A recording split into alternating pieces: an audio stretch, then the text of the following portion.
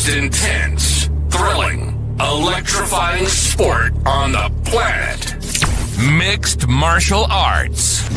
You've been looking for the definitive podcast to call your new home to hear everything about it. The search is over. This is the MMAnomaly Show. No filter. Bringing you the hottest MMA breakdowns straight from the heart of the octagon. This show is all about MMA breakdowns. For fans, by fans. We're talking UFC, MMA, and the occasional big boxing match. We'll bring our unique take on how these fights are going to play out and who we think are the best bets. Welcome to the MMAnomaly Show. No filter. And now your hosts, Olin, a.k.a. MMAnomaly, and Emiliano, a.k.a. Jive Turkey Nano.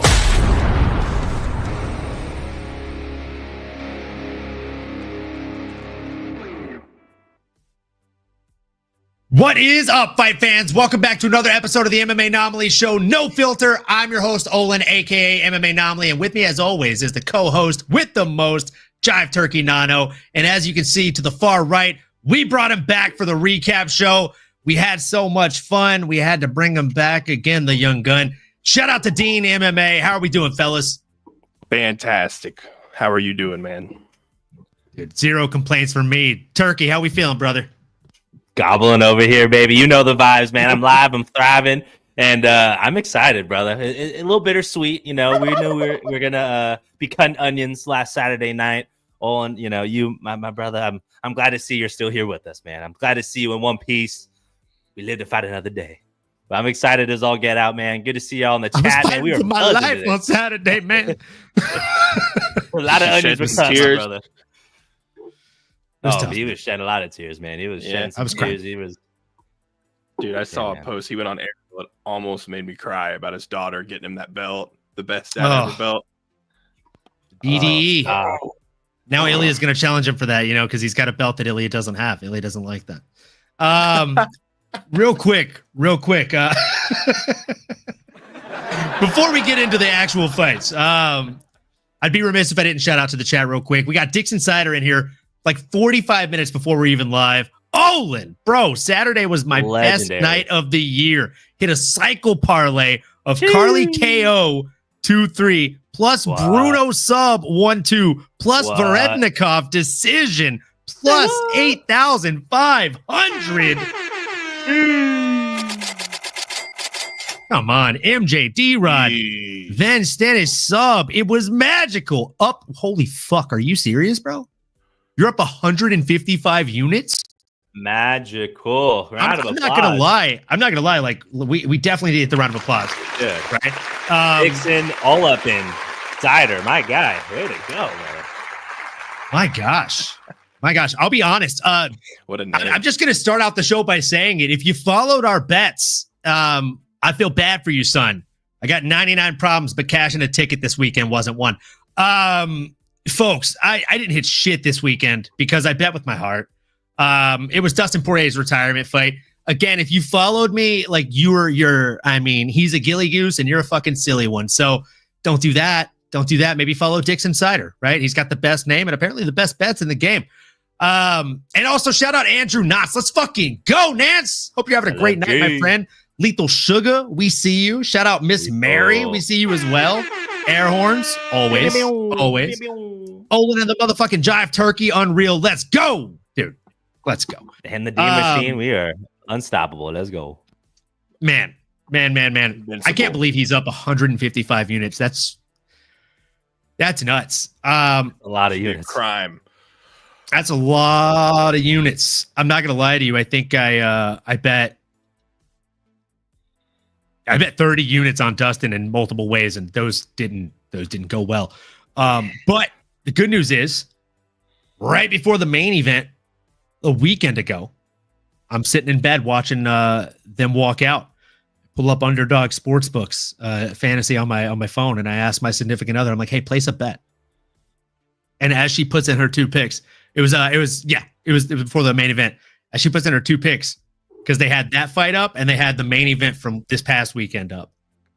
And she's like, why are you putting me on the spot like this? Like, you're making me nervous. Why didn't you make a pick and I make a pick? Like, why don't we do a pick together? And I'm like, because you're going to do a bet and I'm going to do a bet. And maybe they both hit. She did Derek Lewis by finish and Dustin Poirier to land over 95 significant strikes. She turned 2 units into over 10 units. Right? So shout out Miss Mary, right? We got to hit the cash for that. And on mine, I bet on, because I thought Derek was going to lose, but I didn't think his opponent was going to finish him. So I put his opponent to not get a finish and Dustin Poirier to land over 95 significant strikes. I turned 3 units into 12 units. So technically, all said and done, we wasted a lot of units on Dustin Poirier, but hey, we're still playing with house money, folks. Somehow, some way. We got it back. This is why you hedge your bets. This is why you make some fun freaking bets. And hey, Mary's freaking rich, right? That's why you paid for the pedicure today, babe. Yeah, she fucking crushed it on those bets. And what she didn't crush it on was her picks for the main card, in which we bet a shot on every single one. And on the drive over, she said, come on, I'd have to get every pick wrong for us to need an Uber. We don't need to Uber, my brothers. We can just drive. She then proceeded to get every pick wrong for the main card. We didn't say we would. Happened in 13 years. Oh, geez. It was one of those nights now. It did feel like our safe bets were. Brother, it was so bad that when Max and Dustin were walking out, I looked her in the eye and dead ass said, please pick Max. You've been wrong every night, and I want you to be wrong again. Just put your shot on Max so Dustin wins. Should have done a separate one on Max, too. You know what I'm saying? 100%. Mary, we needed an Uber.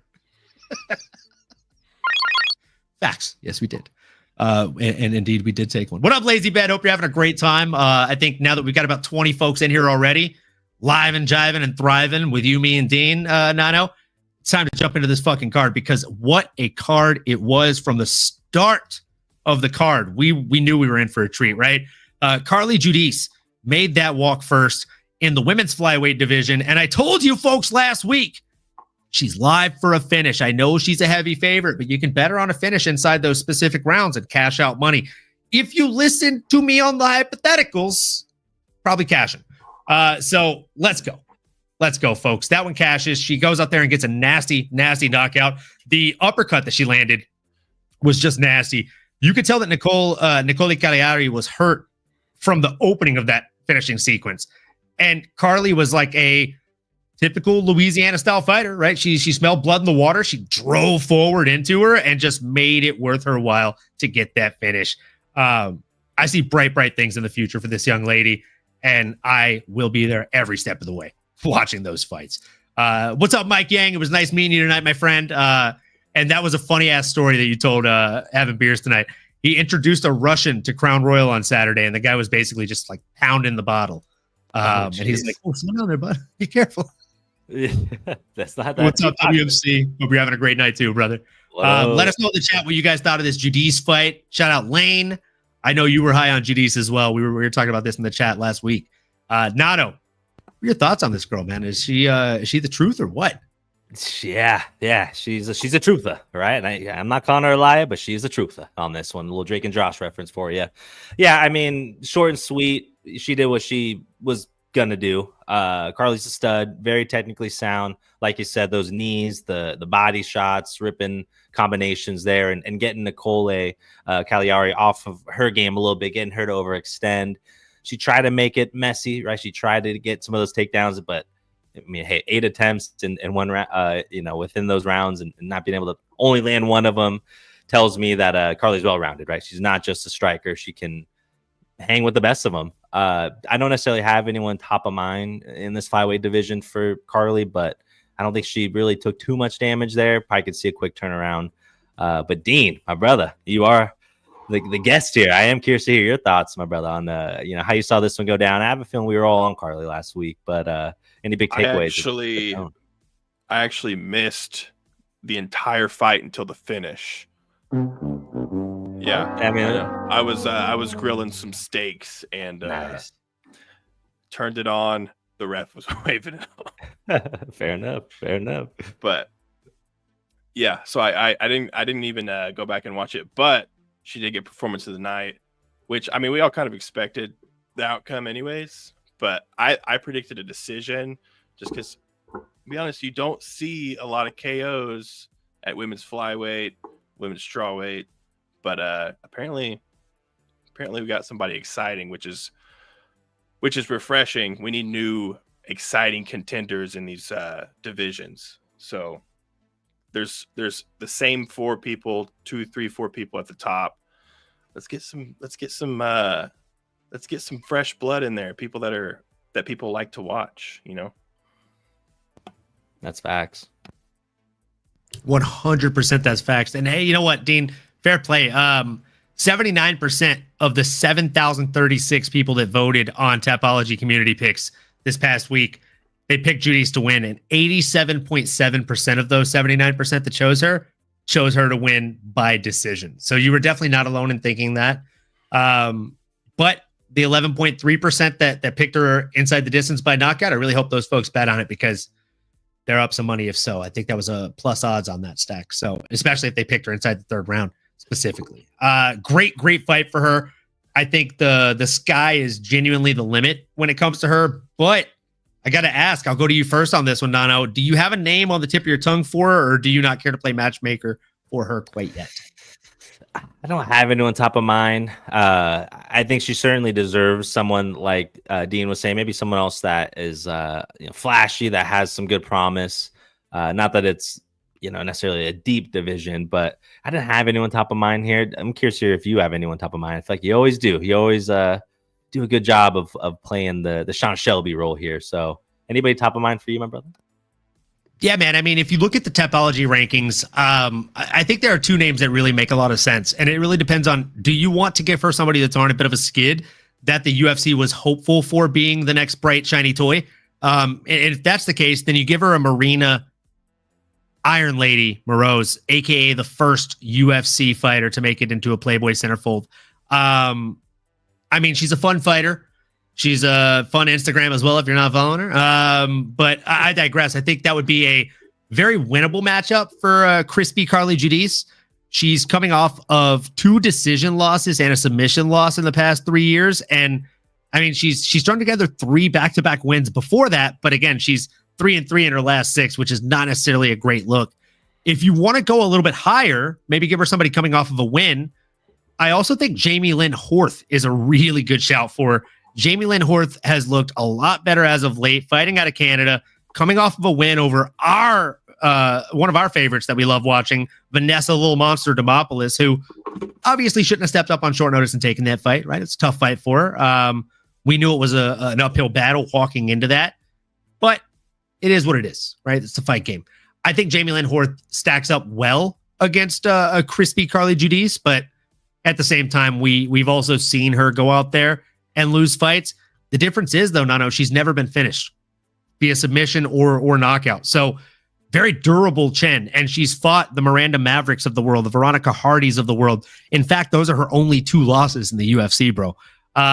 So, I mean, I feel like that trajectory-wise makes a lot of sense, and also where they're at in their career. She's 8-2, so similar number of professional fights under her wing as well. I think I like that a lot. Dean, you have any reservations about those 2 names? I like it. I was thinking I say throw her in there, top 15. Oh, I why don't not? see, yeah, like that was a big card. Got a lot of eyes on her. Just throw her in there, top 15. Let's do Denise Gomez. Ooh, number 15. That's a tough fight for Carli, but I do like it. I mean, I'm trying to think like who's another litmus test that would be like either in the top 15 or right outside of it that would get her in there. Is Caitlin Sarmanara, formerly known as Caitlin Chukagian, the blonde fighter, is she still fighting? Is she retired? She's still fighting, yeah? If she's still fighting, I think that'd be a good test for her. She's not ranked. Are we looking at strawweight or flyweight? Let me double check here. Flyweight. Flyweight, okay. Yeah. That's a definite flyweight fighter. Yeah. You will not see strawweights hitting that hard, unfortunately. Well, at least not if you want to change a good one too. She just fought recently, fought a couple weeks ago. You know, sent Eduardo off. Mora is a really good shout, Nano. That might be the move. I'm And sure again, she'd want to go up. she just fought a week ago. Yeah. You know, wouldn't benefit her necessarily taking an unranked opponent now that she's ranked, but you know, top 15 eliminator, get some heat on her. Maybe they put that as the card opener for Madison Square Garden, beginning of December, end of November. And if not, I mean, Jamie, like you said, is not a bad consolation prize either. I won't be mad at that. No, not at all. Not at all. With that being said, we move into the middleweight division for a bout between the Incredible Hulk himself, Brunno Ferreira, coming in against Jackson McVeigh. I mean, Jackson was saying oy vey on Saturday, folks. That was a tough one to watch. I was yelling at my TV, calling out the sequence as it was happening. It was just like, I'm a white belt in jiu-jitsu. I will openly admit that all day. I mean, if there was a belt system in Muay Thai, though, I'm pretty sure I'd be fucking up there, kid. But when it comes to jiu-jitsu, like, I'm a white belt, but I understand the grappling exchanges on TV. So watching this unfold, I was just like, there it is. It's right there. Oh, make the transition, and he's giving you a hand. Take the arm. Nano, I'll let you take the lead on this one. What were your thoughts, A, going into this fight, and then B, watching it unfold for all 3 minutes and 35 seconds that it did? Yeah, man. Going into it, and I mean, like my guy Brunno, for sure. And WMC here, shouting out DP. Yeah, no one's ever going to fill his shoes. That's gosh darn fact. I can't wait to dive into that here in a second. But with Brunno, man, I mean, I had all the confidence. I like what I've seen from him. Jackson's a little bit of a question mark. Haven't really seen him in the UFC. The face-off scared me a little bit, just seeing how towering Jackson was. Certainly strikes a little bit of fear in you just on the eyeball test. But I know Brunno. I know his skills. And just got to trust what I've seen in the past here. And it was exactly that. It was Brunno going out, really owning the octagon. He's the bigger, stronger guy. He got inside real quick. I mean, yeah, like you mentioned, not a lot of strikes, couple minutes, handful of strikes, one takedown, one sub. And, you know, sorry, Mr. Jackson. Woo, you got submitted. Never meant to make you. Sorry, I digress. It was a fun fight, though, man. I think Brunno was ready for, like we talked about, maybe a top 15 eliminator. This division is absolutely stacked at this point in time. But I do like Brunno for somebody like a Ikram. I like a Brunno versus a Ikram, a Liskarov, somebody who had a lot of hype. He did lose, but they both have similar records. That could be a fight night main card, in my opinion. It's a fun shout. That's what I got. Dean, how you feeling about this one, brother? We kind of predicted this. I think everybody, right? Yeah, it was beautiful by Brunno. I hope they give Jackson another shot, though. I feel like he deserves. I feel like if it wasn't Brunno, he would have done pretty well. Like any other entry level guy, I feel like he could have done something, but it's just bad luck, you know. Next for him,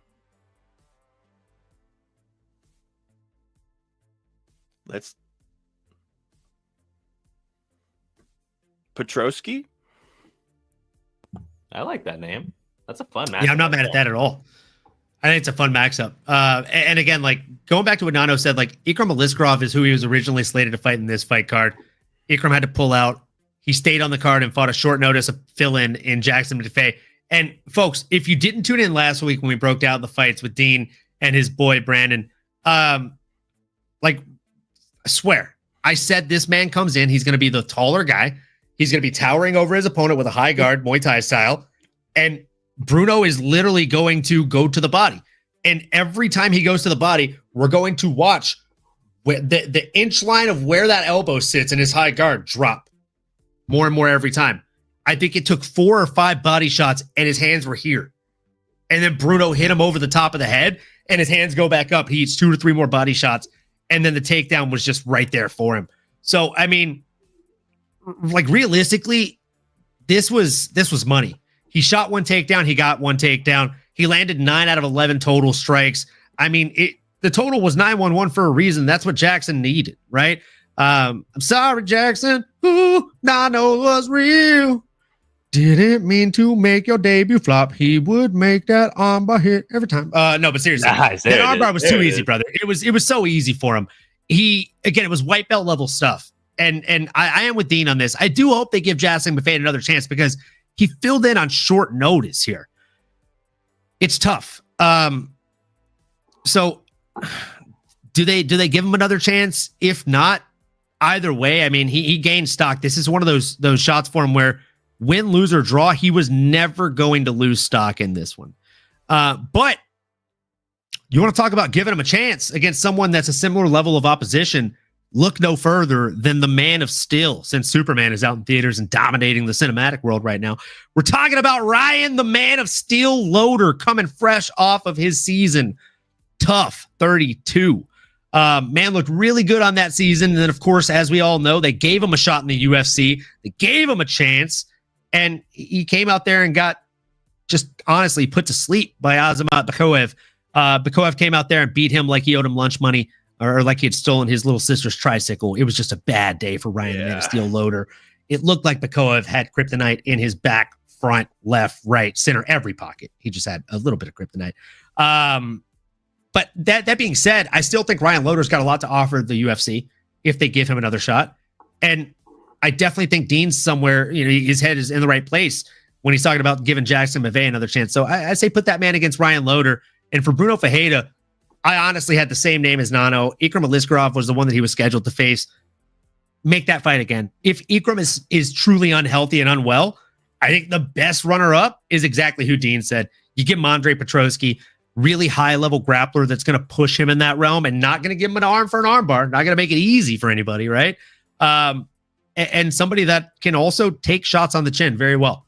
And not a lot of people see this tall guy that towers over you by 7 inches, 7.5 inches, and they're like, wow, that's kind of a cheat code. That guy's probably going to land at range. But if I land good body shots and I'm built like the fucking Hulk, and my nickname is also the Incredible Hulk, I probably land fucking bombs, bro. I've told you sparring stories. Like, I love working the body because I've told you this numerous times. I've said it on the podcast numerous times. Hitting someone in the body, good body shots, they will make an honest man out of the toughest guy in the gym. Does not matter who you are. I have a great poker face when it comes to eating them on the jaw, bro. And I actually think I've got a hell of a good jaw. I've never been knocked out, but I've been dropped from body shots, bro. Like, you can't fake that shit. It shuts your body down. Your legs are like, no, thank you. We're done. We're done here. We don't want to play this game anymore, kid. You're eating too much damage. We want to live. So it's the body shots, man. I think that's exactly what set up everything leading up to the takedown. It didn't take many of them. Like I said, the dude landed 9 shots. I think maybe 2 or 3 of them were to the head. By the time he took that man down, that man did not want to be standing. It makes for an easy takedown every time. Shout out Crossover in the chat. What's up, brother? Hey. And, folks, friends, family in the chat, 20 plus of you right now. If you're not already, go on over to Crossover MMA's YouTube channel. Hit that subscribe button. Smash the bell for notifications. Hit the like button on his last few videos. And if you're feeling so inclined, maybe leave a couple comments, man. It goes a long way. We'd appreciate it. And he's a great dude. Man, moving into this next fight, we had a heavyweight banger between Ryan Superman Spann and Lucas Brzezinski. I hate this. Gonna go ahead and pour one up. Dean, what were your thoughts on this fight? I remember us saying Ryan Spann should win this fight, and he did. But we were all real nervous about his brain. His I'm not gonna say that. No, you said it. You should just stick fight with it. IQ. But no, he looked great. Like, yeah. I think Ryan Spann could be an issue at heavyweight. But I think we talked about this too. You said he just came in there out of shape. He went from light heavyweight to heavyweight. And the reason I was excited about Ryan Spann was I was like, somebody who's going to gain weight the right way and not just show up like a fat guy in the heavyweight division, and then he shows up his last fight before Lucas Bursky, and he looks exactly like that. But I will say he did look like he was in a little bit better shape against Lucas Bursky, and he looked great, grappling great. Just, I don't think it's going to take a lot of talent to climb the ranks at heavyweight, but he definitely has the skills. But let's see what happens. It was a nice guillotine choke, one that would have made Dustin Poirier's nipples hard for sure backstage while he's warming up. I mean, he's calling it the Super Manatine these days. It's his fourth one in the UFC, to my knowledge, unless my math is off, which, you know, I'm okay at math, not great. But either way, even if it's more or one less, like even if you got 3 guillotines in the fucking UFC, you're probably setting him up pretty well there, kid. Cooking with grease and fire. And he seems to be doing both. So I have a prediction too, or a next opponent. Let's hear it. Who you got? Let's give him that dude that Curtis Blaze just beat that they signed. Rusman. Rizvan. Yeah. Kuniev. Yeah, Kuniev. That dude, he popped steroids before they signed him. Him and Carlos Leal have the same dealer. Sure. And it doesn't make any sense to me why they. I guess it kind of makes sense why they brought him in, because heavyweight's pretty lackluster right now. Yeah, but I think they have 30 or 35 people on the entire active roster. Dude, feed him to Ryan Spann. I think Spann can get him out of there. Build a name.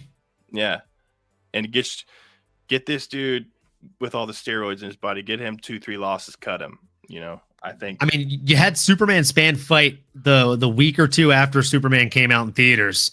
You turn him around in 3 or 4 months when it comes out on streaming. You cut another Superman promo for it on that. I mean, some things just kind of write themselves. We run it right back. Like I definitely think that's a good shout, bro. No, I got my shot board. Regrettably, I'm not ever gonna I'm just gonna say from now on I'm abstaining from betting against or on Ryan Spann. I'm just gonna sit the fence. Your decisions are impacting not just you, but me too over here now. Gosh darn it. Oh, get your phone out so you can record this shit, bro. Get that last shot taken care of for the group chat here. Nano's got one more shot in the fantasy chat, so we're gonna cash that in. A live shot for all 26 of us, 27, 28, 29, including myself. Let's go. Growing. And then fantasy season 3. Picking one up. I can't believe you bet against Superman. You got to look at your shoulder and be ashamed. But we raise a glass to making good, bad decisions. Cheers to that. Salute. Cheers to that. Salute, brother. And let it be known, I did not bet against Superman. I was Team Superman, okay? It's okay. And I agree. I mean, he has all the name value. I was kind of surprised to not see him not ranked, rather. Rizvan or even Taliesin, right? Both these guys are kind of new kids on the block. Both have a number next to their name. Ryan Spann getting a dominant win like that, it feels like he should get that same opportunity. I mean, he's an OG, right? I mean, Superman versus Taliesin. Wow. I'd love to see that. I'd love to see that. It would help me in fantasy. That's even better. Fantasy a lot. I'm just saying, like, Taliesin's coming off a loss. He took 0 damage in that loss. Like, I'll be smacked to the mouth, but yeah, about it. I mean, but come on, bro. It was a flash knockout. He got knocked down. He didn't like his legs didn't even give out 100%. Like he was climbing the cage. Yeah, it was a weird ass stoppage. No bumps. A little chin checker. I don't think he got even a single laceration, which is a lot better than anybody else that's been in there with that guy can say. So good on him. When it comes to this fight, I was wrong, folks. But I will say that I was correct. I said last week that on paper, Ryan Superman Spann should win this fight, but he's too volatile for me to bet on or pick, right? I had to pick 3 dogs in the part of the underdog competition. I bet one with my heart, and I'd do it again, motherfucker. I'd pick Dustin every night. So it doesn't matter. But with this one, would I go back and do it differently? I'll be honest, probably not. Because the fight played out almost exactly as I thought it would. I thought Lucas Prochaska literally said when he comes out there and is there to crack, he cracks. He was cracking, bro. Dude landed 23 total strikes to the 8 of Ryan Spann. And he was faster. He was more technical. The strikes he was landing looked better from a just a traditional standpoint, from a fundamental standpoint. And at some point he just made a mistake. He shot in for a sloppy takedown. And I mean, the dude's the dude literally has landed so many guillotines that he has nicknamed it the Supermanatine. If there's a homie who has nicknamed the Gilly after himself, I am not shooting a fucking takedown, even if I'm rocked. I'm backing up and leaning against the goddamn cage. I'm putting my hands up. I'm gluing them to my chest if I need to, if I'm eating body shots. I am not shooting a takedown. I'm not giving this guy my head to put on his fucking wall. It's just not happening. Like, these are things that you learn after day 2, day 3 of sparring, when your coach, after the 5-minute timer goes off and he yells, switch to a new partner you haven't sparred with. The first time you spar fucking Johnny White Shorts, you know he's really good at leg kicks. Don't leave your leg out. And little Billy with the blue shorts, he's a fucking submission guy. Don't give him your neck.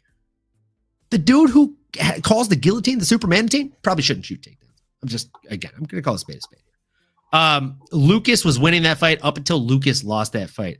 I don't disagree with anything Dean said, though. Dean did a great job teeing it up about how, we were looking forward to Superman. We thought he could be the next big thing. When he was going up to heavyweight, I felt the same way. I was like, you know what? He's going to be a guy that bulks up the right way. And we saw him in this fight right before the Lucas Prochaska fight. And I mean, against Waldo Cortez Acosta, he didn't look good. He looked slow. He looked chubby, and he just got lit up 77-24. So, fun fact, kids, the strike differential is equally as bad in this one. He still got outworked by a Lucas Prochaska who has not gotten a win in the UFC. So, for me, I'm still not going to rush to the fucking table to bet on Superman Spann. But you put him against Talas and Teixeira, that's a 50-50 fight, in my opinion. You got two guys that can crack, and you got two guys that are really good at submissions. The issue with me in that fight is it goes back to, again, Dean teeing it up perfectly. Shout out Dean MMA. If you're not already following, make sure you give that man a follow as well. It comes back to what you said, right? Like, fight IQ. That was our biggest concern coming into this. And if he goes in there against Teixeira and he's like, you know what? I got that guillotine I could probably grapple with. That's fucking stupid, bro. Just try and stand up with this guy as long as you possibly can. Unless he shoots a sloppy takedown on you, then you take the neck. But I digress. Enough of that. We're going to move into the resurgence at lightweight of Jimmy the Brute Crute. I was wrong on this one, but I was also right on this one, folks. Okay. Look, I said Marcin Prachnio is either going to come out there and crack early and do work, or Jimmy Crute's probably going to drag this into deep waters and make it just a dirty, nasty, boring fight, for lack of better words. But it was the opposite. Marcin did come to crack. I was not wrong about that. The dude always does. Okay. I think if your name is Marcin and you fight in mixed martial arts, you've got hands. We've seen it across every Marcin that's competed in the UFC. You can literally Google it. You can check the record. This guy's no different. 37-11 on total strikes, 21-5 on significant strikes. Jimmy was eating shots like they were peanut butter and jelly sandwiches on a Saturday morning for cartoons, brother. It was fucking delicious for him.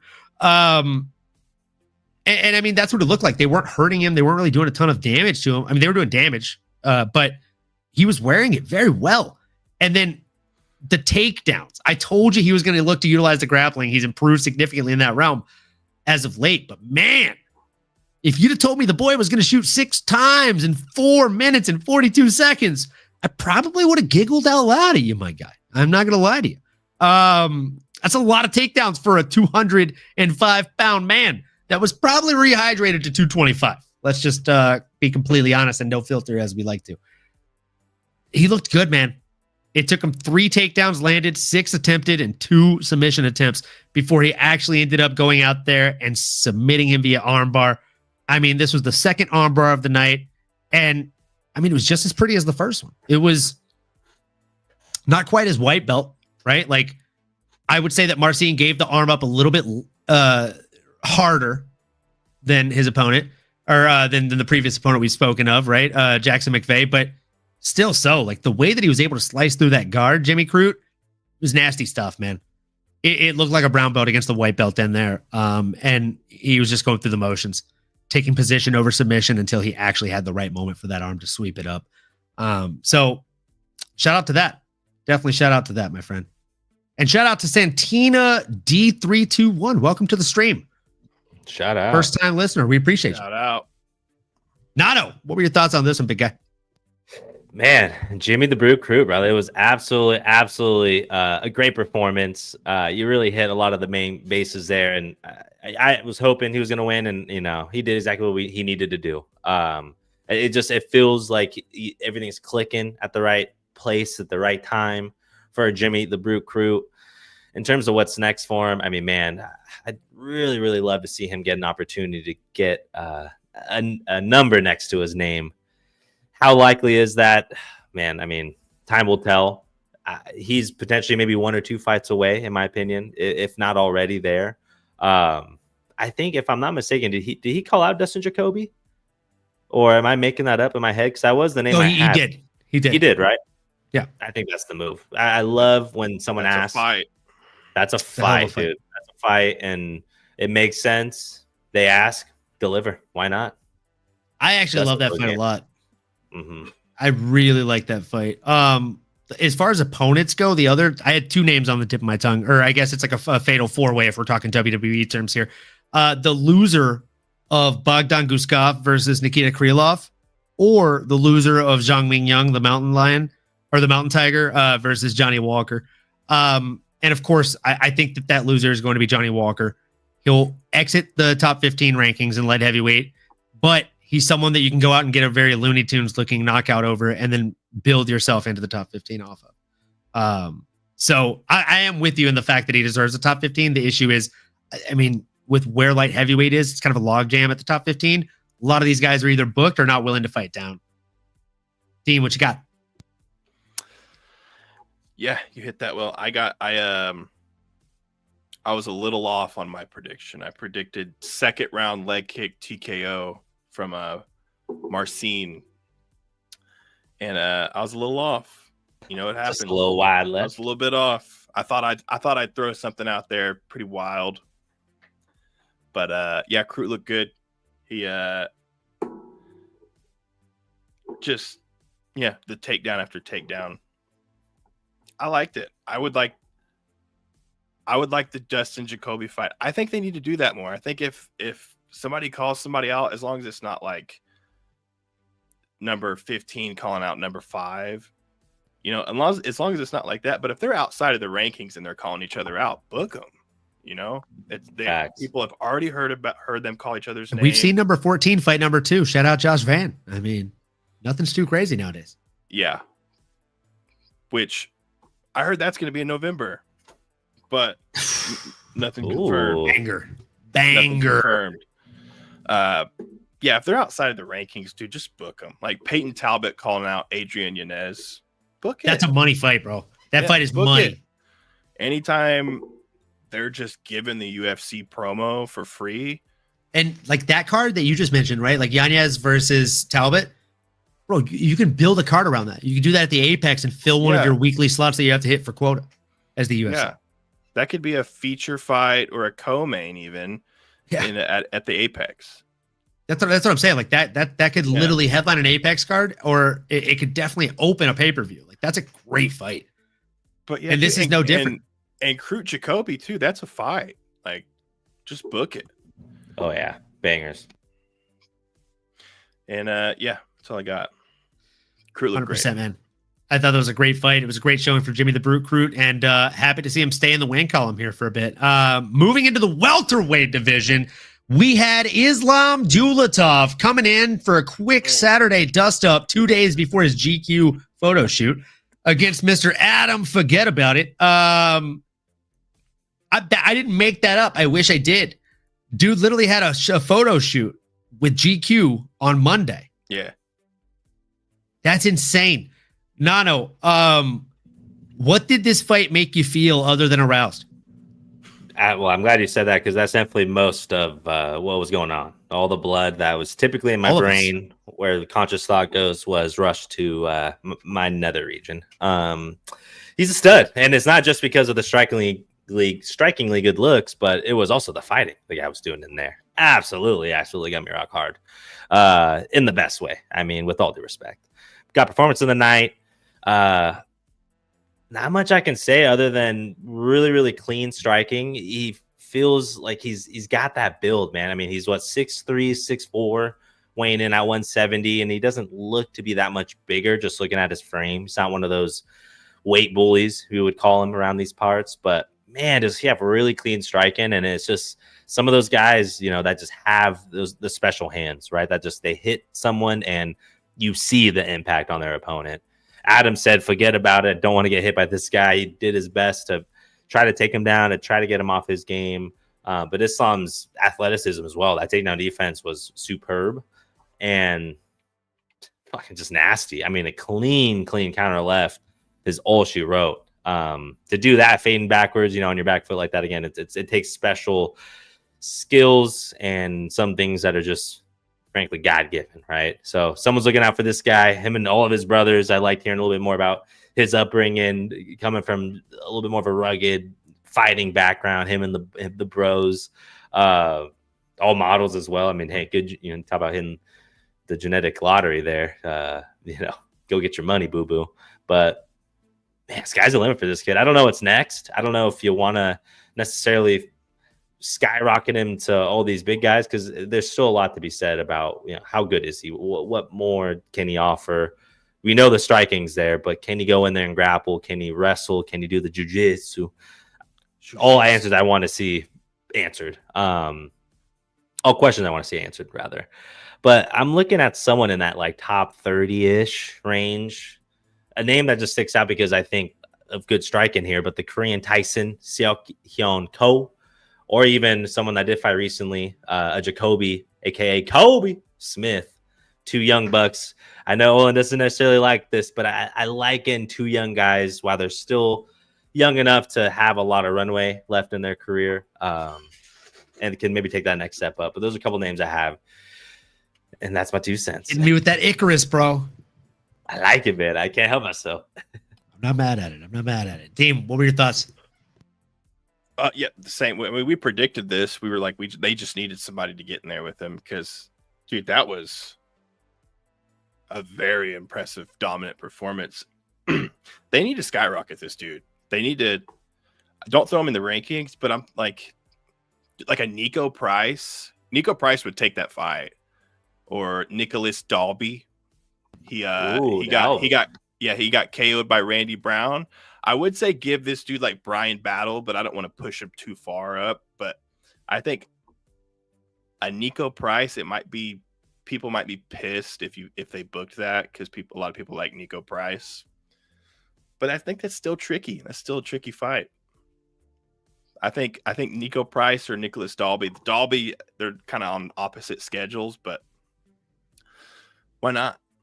It's kind of perfect. I'm not mad at those at all. I'm a big Dalby fan. He's like a meme fighter in here, up there with Salon Quality Poirier and Sea Level Kane. Like Dalby versus a Brazilian, you bet on Dalby 10 out of 10 times. Yeah. And if he's fighting a Brazilian in Brazil, fuck, bro. Like bet literally your children's college fund on it. You won't regret it. He's never lost to a Brazilian in Brazil. So that's why I worry for him against somebody like Dulatov. He's not Brazilian at all. Tough fight for him. But I'm not mad at those names. Islam definitely impressed me. It's just like we called last week, like you said, Dean, like you just needed a body in there in front of him to look good, and that's what he had. And Adam fought a good fight, like 16-23 on total strikes, 14-21 on significant strikes. But if you watched it on TV, it looked pretty one-sided. Okay. I'm not going to lie to you. I'm going to always call a spade here. Islam just looked really good. I'm convinced that, people say, oh, Muay Thai is a great base for mixed martial arts. If you ask, what's the guy with the ankle bracelet? He'd tell you prison's the best base for MMA. A lot of Russians will tell you that Sambo, Cedric Dumas, there you go. SD the Reaper. If you ask anybody from across the mountain over there in Dagestan, they would tell you, brother, Sambo is number one best base for MMA. I would actually tell you that having the first name Islam might be, because these guys are horrifying, right? And I mean, realistically, if your first name is Islam and your last name ends with a V, double cheat code, bro. Like, you got all the gifts, my boy. You've unlocked a mountain of wealth in this sport. What up, Capitan Rafucho? How you doing, Raf? Hope you're having a great night, my guy. What up? Yeah, look, he impressed the fuck out of me. I'm with it when you give those names. The only other names that I had are, I think he would do really, really well, or not really well, but I think it would do him well, rather, to have a fight against the loser of Carlos the Lion Leal versus Muslim Salikov, the king of Kung Fu, who are fighting literally this Saturday in just 3 days. So, I mean, like, that's like same schedule. They're close in trajectory-wise. Both those guys are right outside of the top 15.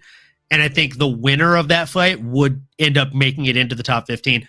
Now, if you want to get a little bit richer, right? And this one's a little bit too rich for my blood here, Nano. So even I'll admit, biting off more than I should be chewing here. But I can't help but think it'd be a fun matchup, man, no matter which one loses this. The loser of Jeff Hands of Steel Neal and Carlos the Nightmare Prates. Like, Okay. Could you imagine Islam Dulatov in there against Carlos Prates? Come on, bro. Like that is cinema. It's a good fight. I think the issue is you get these guys that get into the top 15, they get a little bit of steam under their name.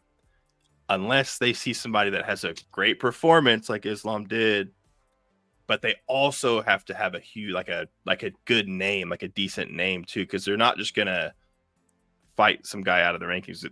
All these guys are turning down a lot of fights now.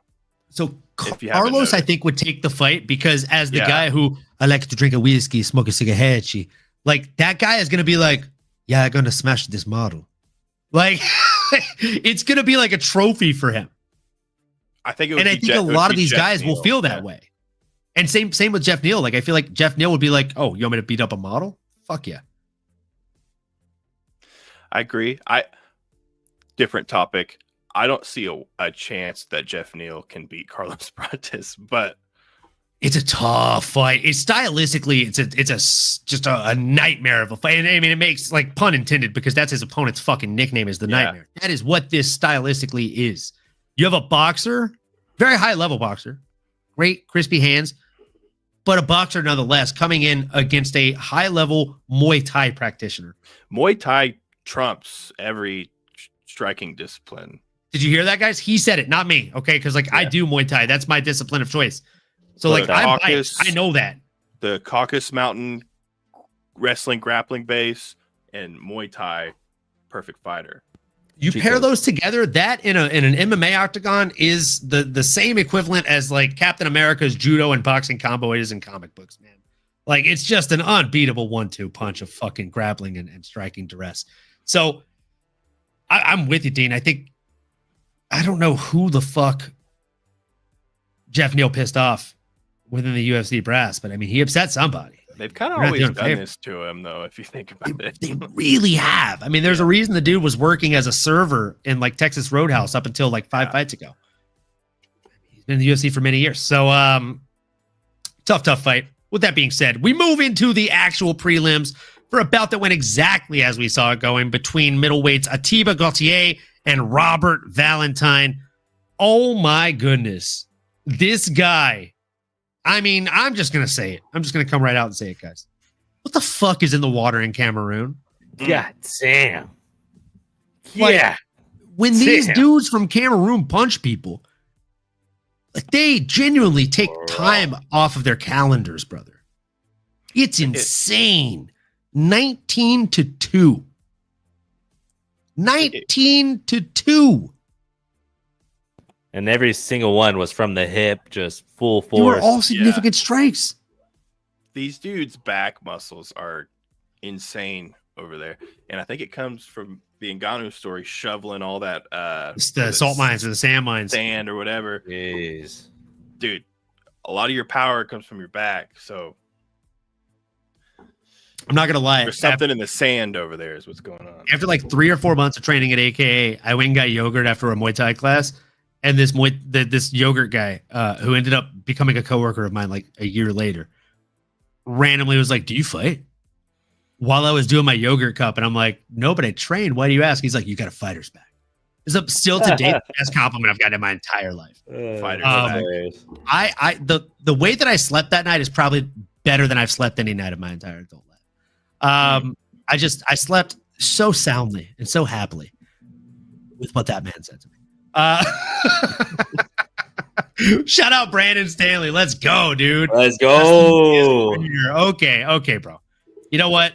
All my wrestling friends oftentimes spout, homie, 85% of actual fights end up on the ground. To which I respond 100% of the time with this, Brandon. 100% of fights start off on the feet. You got to get me there. And then when you do get me there, you got to keep me there. Australia don't have wrestling. So you want to wrestle?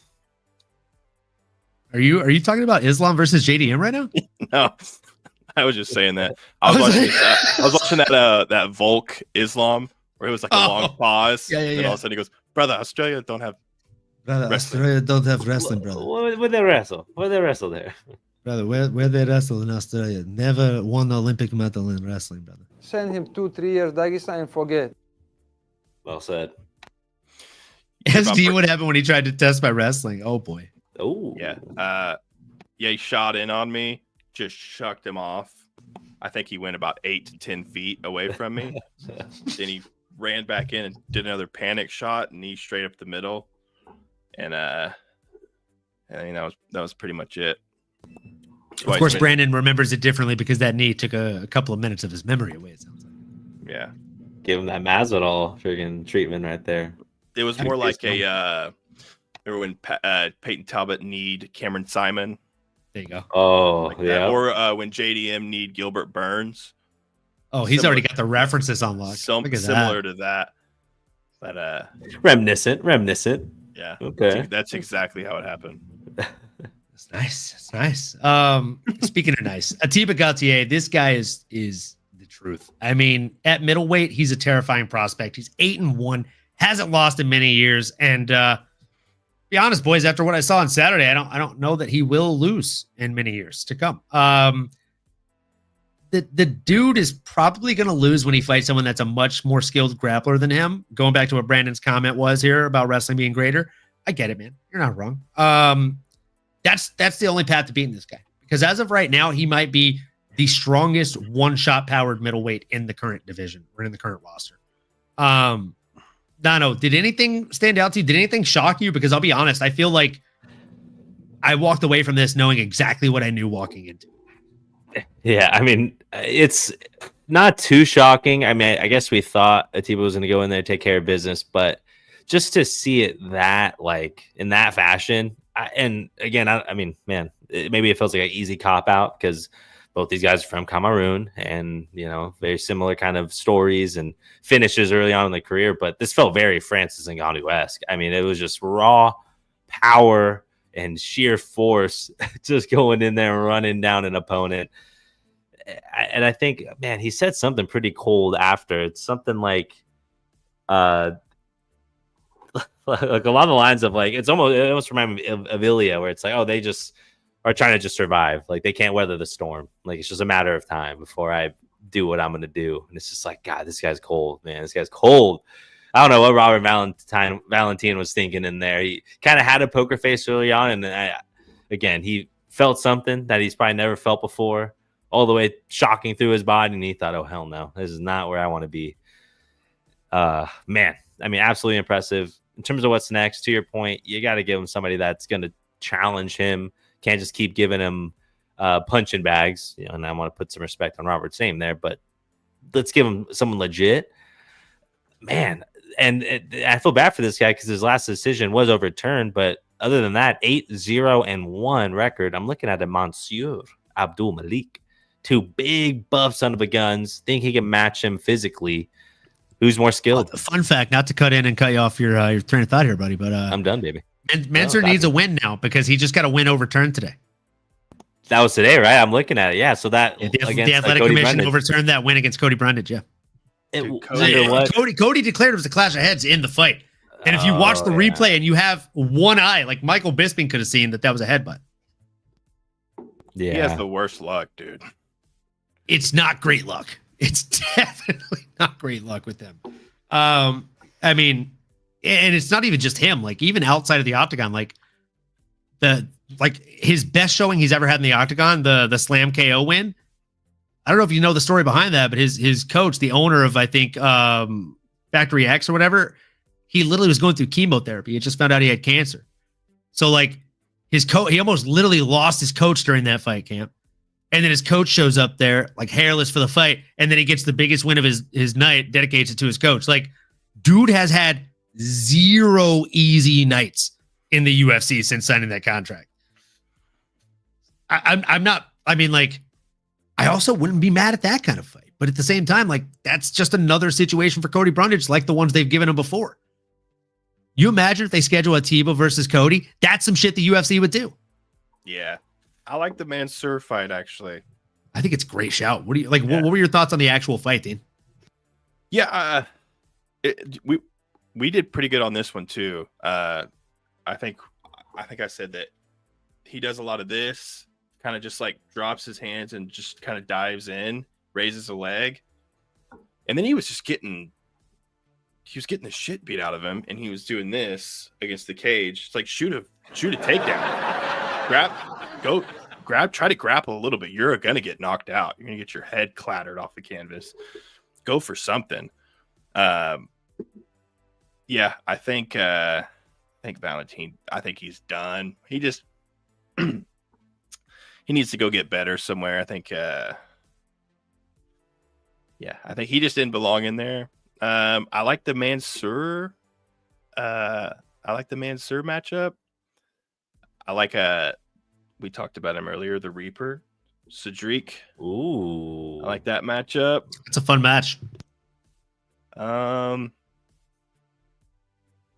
also kind of want him. I kind of want them to give him another just get him another highlight. That way he can kind of entice these bigger matchups, you know, like build them up a little bit. That makes sense. Like a Dustin Stoltzfus. Oh, that's nasty work. Yeah. I like that name. That's nasty work. Give him Dustin Stoltzfus. He should be able to rattle one off of him and have another highlight and do it. I think turn him around quick. I think Stoltzfus should be about to be looking for a fight. So I think when you're a young guy like that, and I think you need to just boom, boom, boom. Try to get like 3 or 4 in a year. School of Kevin Holland. Yeah. Got to get those quick turnarounds, man. That's also how you make your money at that early phase, because they're on a time system, a tenure system. So like every fight you get paid more, and bracket to 5. So like if you get 8 and 8 in your first contract, 8 to show, 8 to win, $16K per fight. After 5 fights, you get a renege, right? They sign most of their fight contracts for 3 to 5 fights. So after 3 fights, you renege and you get 16 and 16. After 5 fights, you renegotiate, you get 32 and 32. But either way, or 24 and 24. But that's literally how you make your money in this sport. I was impressed with the fight. I didn't learn anything at all about the guy. I knew he had one-shot power in both hands, and he had somebody in front of him that was essentially a Ford test dummy. They were strapped to a seatbelt, just waiting for the car crash, man. And it was like nothing else to it. Robert Valentin was just flagging him forward, saying, "Hit me in the face." There was a moment where he backed into the cage, ate a straight right hand that made his head bounce off of the cage. And that sucks to see as a fight fan in general, because like, what are you doing, bro? Like, you're letting the guy hit you. As Dean said, like, if you do this, you are going to get knocked out. Make no mistake about it. Dude is throwing bombs, sticks of dynamite at you, and you're like, here I am. Here's a bucket. Why don't you just throw them in here? This is my life essence. Just blow this apart. It was an easy fight for him, man. Now, I'll be honest. I think 2 names made a lot of sense for me when I was looking at the list here. And the 2 names that made the most sense are Andre Petroski, coming off of a decision loss recently this year, and someone else coming off a decision loss in this fight card. Talking about a Roman Kopylov, right? I don't think it's biting off too much. I think Roman Kopylov is one of those guys that you put in there against an up-and-comer, and if they beat Roman, they're somebody. That's what we've seen. He's basically outside of the top 15. He is a gatekeeper to get you into the top 15. I like a Bo Nickel matchup for Roman Kopylov. Oh my God. Oh shit. That's fun. But we can get to that one later. Yeah. That's a fun matchup, and I'm not at all mad at that one. What I was mad at was this welterweight bout between Francisco Prado and Nikolay Veretennikov. I took the shorter guy, a little guy, shorter guy, did it boxing. I thought he was going to get it done, man. I really did. I thought he'd be able to get to the body the same way that we talked about in the earlier fight. But it just didn't go that way, right? Nikolay Veretennikov proved that he is definitely not a Jassim McVay in there, and he was not there when Francisco was throwing strikes.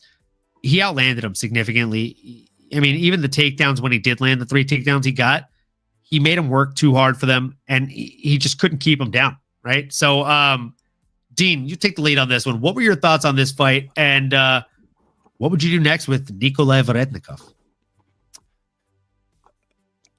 I thought that he was going to take it pretty clear, but Prado did really well. He's too small, is what I think. I think he needs to go back down to lightweight.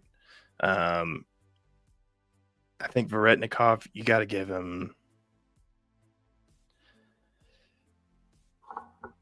Let's see.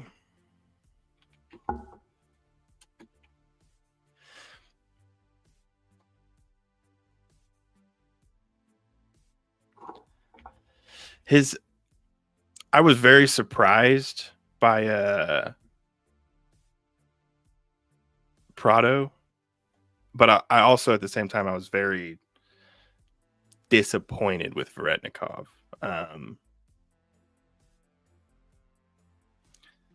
Did you think he was going to go out there and get a finish on Prado? What? Did you think he was going to go out there and get a finish on Prado? I thought he would just kind of jab him at distance and kind of piece him up the whole time. But he had moments where he's kind of getting the shit beat out of him. Prado is great at working inside of range against people he shouldn't be able to work inside of range against. Which goes to say, like, everything that you and Brandon are both tooting the horn on of him needing to drop to 155 if possible. Like, how about we give good move? How about we give Veretennikov to Islam Dulatov? Battle of the Avs. Oh, I like that. Same schedule. Loser has a chance to Johnson. So. Islam, I think it's a quick night for him, but I'm not mad at it. I think that's a good shout. Nano, what are your thoughts on that one? Yeah, man. I mean, it was a fun matchup back and forth. Nikolay. Well, I like that call out for sure. Nikolay versus Islam. I mean, Veretennikov here put himself in the conversation. I think it's moral of the story. It was a split decision win. There were moments, and really, I think it was that second round where let me take a step back. I think Nikolay won the first round pretty definitively. Second round maybe is up in question as far as the strikes, and when I was watching it, maybe partially because I was rooting for Francisco, but I thought he looked a little more mostly competitive in that second round, toss up for sure. And then down into the third, I mean, technically Francisco landed more strikes, but Nikolay did land 2 of his 3 takedowns when Francisco only landed the 1.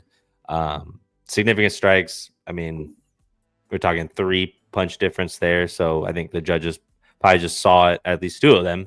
Nikolay did just enough, but Francisco, man, he is kind of a tweener. I think I do agree with Brandon. Would love to see him try. He is still so gosh darn young, but at the same time, it's like if he knows that he's inevitably going to just keep growing and probably be a true,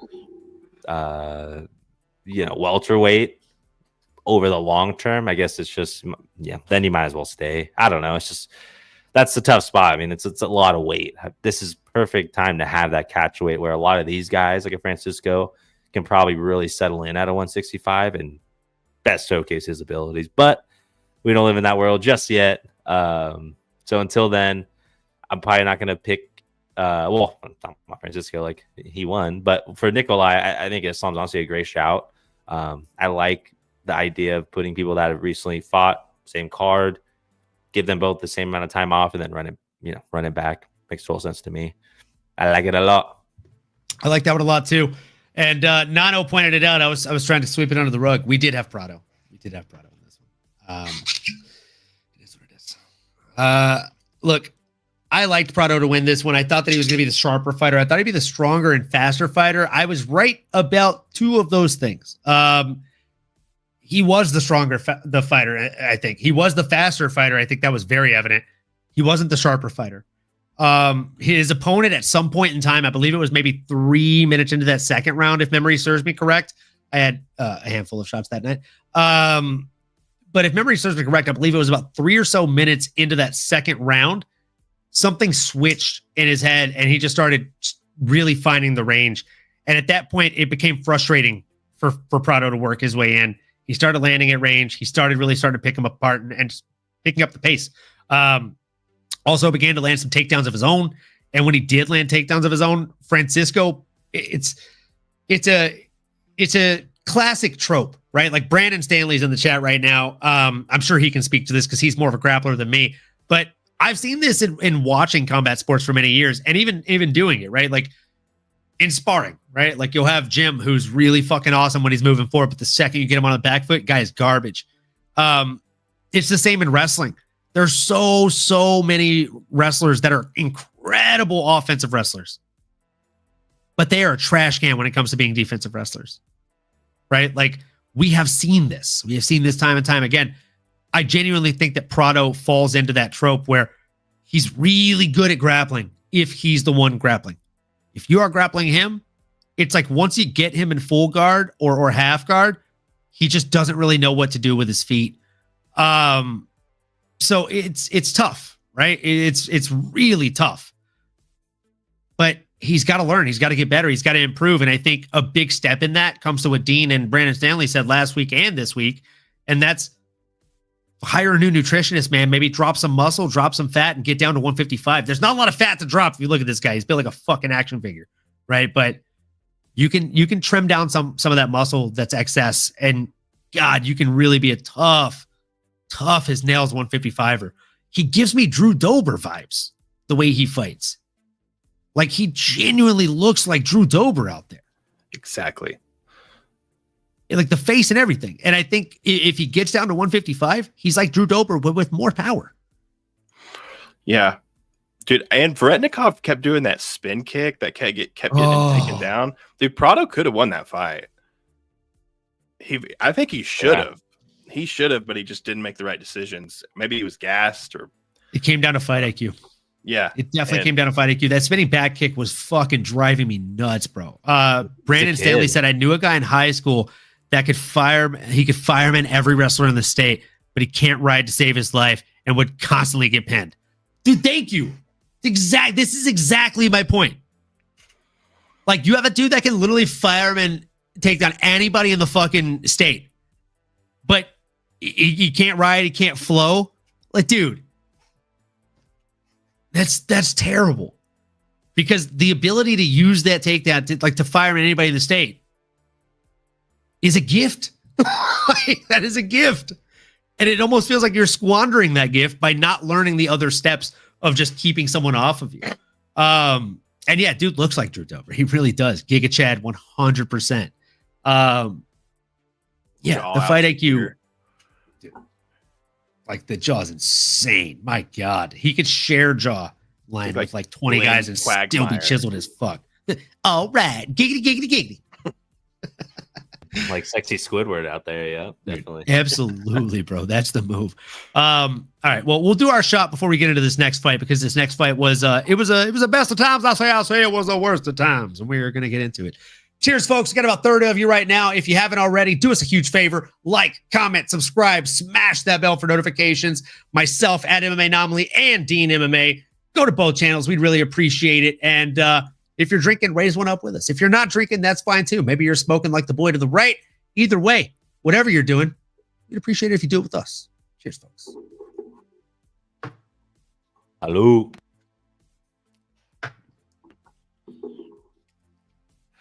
So in this next bout, we have Brendan All In Allen coming in against Marvin Vettori in the middleweight division.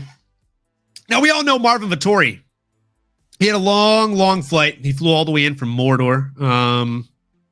Middle Earth's a long ways. Pretty sure he had a layover somewhere in the Shire, but we'll get into that some other time. On a more serious note here, boys. Marvin Vettori lost his brother in a house fire like just months ago, right? And again, like, rest in peace, prayers, condolences. Like, that is just a terrible situation to be in. I can't imagine having that situation play out in my life because it's just such a crazy situation to happen. It was his little brother. He was the smarter of the two. Marvin Vettori said this, not me. And like, dude got home after hanging out with some coworkers, threw something on the stove to cook, and then just never woke up again. And it's just a crazy, crazy situation that makes you really appreciate life and kind of the days that we have because they're numbered, right? No one knows when that expiration date is going to come, but when it does, it's not up to you. The milk's bad. And in this case, like it was a fucked up situation. And this guy's fighting months later against a guy that he has a personal vendetta with, that he's gotten into a scrap with, that he's 0-1 against at the Las Vegas casino. And I'll be honest, I thought it was a great fight for Brendan Allen. As an Allen fan, I thought he fought very well against one of the best. I would say Marvin Vettori is, I don't even know how to like word this. Like, I'm trying to think of the best kind of verbiage here. I would say Marvin Vettori is a lineal top 5 middleweight fighter, if that makes sense. Like perennial in the sense of like for perennial, a long time. there you go. Yep. If you put Marvin Vettori prime in the top 5 against anybody that's existed in middleweight against the top 5, I'd bet my left testicle, and that's my favorite one, that guy beats 80% of them, bro. Like, he's really fucking good. He's really good. And when he shows up and he's on, he's a problem for a vast majority of these dudes. Like, dudes not named Alex Pineda, Israel Adesanya, Brendan Allen, he's a fucking problem for. Make no mistakes, dude. Cannonier as well. Like, Cannonier's a great shout. You're also talking about a guy that fought fucking heavyweights, Dean. Yeah. In the UFC, bro. Yeah. Dude, eating shots from Cannonier like that. That's it. Like, how many did he eat? They broke a so record. many. Yeah, so many. They broke a record, but A lot, bro. Like, dude was, again, I've used this reference again. I'll use it like a fucking broken record. Dude was eating shots like they were peanut butter jelly sandwiches on a Saturday morning, and he was a small child. Like, dude, I mean, he's a stud. And I will honestly tell you, like, as an MMA fan, that Apex win that he got, when he turns to the camera, he's like, like he does the two like guttural fucking rage yells. Brother, I felt like, again, I'm going back, I felt like a small child watching Saturday morning cartoons. That was Wolverine from the 90s X-Men series. That was a scary individual, and they're yelling in that cage. I like this guy. It was tough to watch him go out there and fight Brendan Allen because I like him just a little bit more. He's fighting out of Covington, Louisiana. I grew up in Louisiana. It's hard for me not to root for the good old boy. You know, like, I got to go for the guy. What I didn't like was right after the fight. And I'm here to clear the air on this. Okay. I see your face, Dean. So I know you know where I know I'm going here. But I'm here to not poo-poo on it. I'm going to shed some light on it. He said, if you thought I was going to come out here and lose this fight when it's the only fight my brother's been in attendance for, you're out of your fucking mind. Right? Like, something to that tune, which is, again, read the room. Not the nicest thing to say when someone just lost their brother a few months ago. Brendan Allen's brother has a mental issue, and he was not always like this. And he has a degenerative disorder and is in a wheelchair. This is the only fight of his brothers that he's been able to attend in the UFC. With all due respect, whether you lost your brother or you never had a brother or anything in between, he's got every right to make that fucking announcement. He's got every right to make that call out. And if you watch the post-fight presser, the actual one, the after the math one, he literally got asked this question, and they're like, you know, a lot of people are not really happy with the fact that you shouted out your brother, knowing that he lost his brother. And he straight up said, I couldn't imagine losing my brother. Because when this happened to my brother, I lost a vast part of him that I'll never get back. And I don't know what I would do to myself or how I would live if I had lost him in his entirety. So my heart goes out to him. The beef is squashed, but his coach is still a piece of shit and he can get fucked. Like, cool, bro. Like, that's good for me. That's good. I'm good with that. Fair enough. Yeah. It's a violent game. This isn't the gentleman's game. It's not the friend game, bro. Like, he always had a problem with the coach, not necessarily Marvin. He punched Marvin in the face a couple times in Vegas, punched him 111 more times in fucking New Orleans. He shouted out his disabled brother, bro. Like, give the man his flowers and give him a good matchup after this. I don't think we need to sit and fucking rotate on it any further than that, if I'm being completely honest, boys.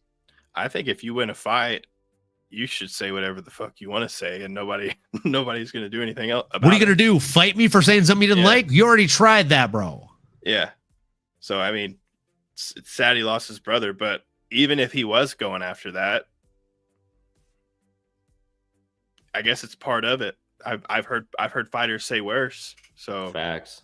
Your wife is in me DMs. yeah. Yeah. I mean, I wonder if he sent her the weightlifting dick pic, Dustin Poirier's wife. dude, I bet Connor spammed it to her. But Facts. Various weights. He put the 15er on for her. did you see Chael's tweets? I can't stop looking at his dick. He's been going on about it since it happened. It's been like 2 or 4 days. He's done like 3 breakdown videos of Conor Yeah. McGregor's dick. This is the worst and best timeline in MMA history.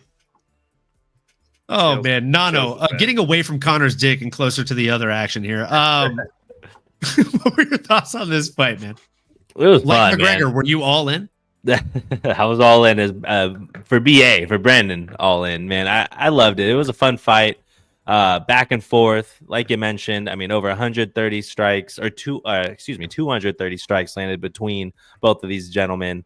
Some really big moments from both of them. Marvin definitely got that dog in him. I was a little worried at times with Brandon just kind of eating some of those shots, but I think the fact that it was in his backyard, the fact that his brother was there, they both had brother power in essence, but hey, Brandon it was his night. And I think we were worried about Marvin's IQ and some of the decisions, not that he botched it necessarily. He's at a point in his career and he's been at the top of the game. Like we mentioned, a perennial top 10 guy, arguably top 5 for the last, 5, 6, 7 years. Shoot, if Izzy wasn't ever around, he probably could have been champion. I mean, him or Costa or Cannonier, all these guys are right within arm's reach of each other.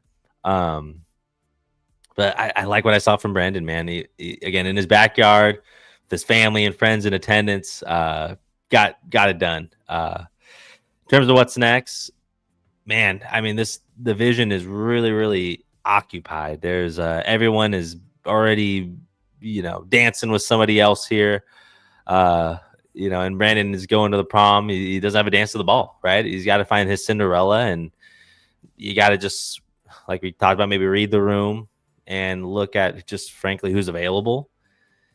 And it's not necessarily anyone above you.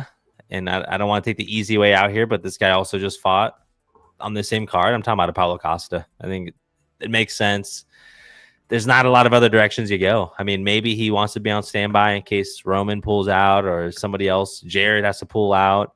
Then he go against MVP or rematch against a Fluffy again. But I'd rather Brendan get a full camp and get a good, clean bout with Paulo Costa, who both are looking to crack that top 10, top 5, get another opportunity. So for that reason, I think it makes sense. But I understand. That's it, man. I mean, it's not a lot else, but I'm all in, baby. Keep going. I'll see you at the top, Brandon. Let's go. Go, baby. I got the signed autograph glove in the back there. I need to put that on display somewhere. I need to get like a shadow box or something for that. Dean, I'm gonna let you take it over on this. I'm curious to hear who you have on the tip of your tongue too, because I've got a name, and I don't think either of you guys are actually going to steal it out from me this time. Don't knock me for this. I watched this fight with no commentary because they were kind of pissing me off. I scored the fight for Marvin Vettori. But the reason I think judges get swayed by like the Marab, like taking you down and pointing at you, like the kind of like the theatrics of it. I think that sways judges, and Brandon was doing that a lot. He would land like a jab and then kind of point at him, and it made it seem a lot more dominant than it really was, because even though Brandon was moving forward, I thought Vettori was landing the better shots. That being said, it was very close. So, I mean, it wasn't like a robbery. I just scored it for Vettori. It was a very close fight. Brendan Allen, I think whoever loses on Saturday, match him up with Brendan Allen.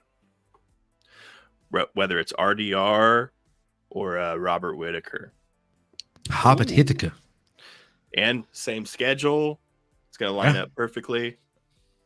So I'm curious to know who you're thinking of, because it's a different name. It's a different name. I'm not mad at either of the names that you guys gave. I love all three names.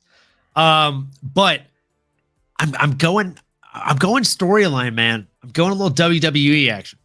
All right, let's take a trip back down history lane. All right, boys, to a time once upon a time when there were two training partners that both got one over on our boy Brendan All In Allen. I'm talking about a Chris Action Man Curtis, who he's already gotten the get back on. And now I think it's time for him to get vengeance on his training partner, Big Bad Sean Strickland. Right? Sean beat him once. I don't think he does it again, though. I think Sean had his best night on Brendan's worst night. And I think you put those guys in front of an actual crowd, Brendan goes to work. As a Sean Strickland fan, I think his game is very one-dimensional. And I think if it works on somebody once, we've seen, like, how do his rematches go? Statistically, anyone want to run the numbers? I'm guessing it's not good. It's not good. Like, if he wins a fight the first time, he doesn't typically do very well the second time. And that's because, again, like, if you beat me with a trick, it's like Kakashi, if you've ever watched Naruto, right? Like, the trick works on me one time. Then I'm using the Sharingan Eye. I'm onto you. I'm going to do your trick on you bitch. Like, that's some shit Brendan Allen would do to him, I think. Like, he tries to go out there with the iCarly style guard. He's probably going to go out there and get pieced up. That's the fight that I want to see. I think that fight makes a lot of sense. It's got implications, and it's got storyline behind it. I think they're doing Izzy Sean in a rematch. It's very interesting that you said that Sean doesn't That's do the well worst rematch for him in rematches, because I have a hot take. I think Sean had his last win. You talking about this fight? This fight right here? Sean versus Izzy? I think Costa was his last win that he'll have. I think he's figured out.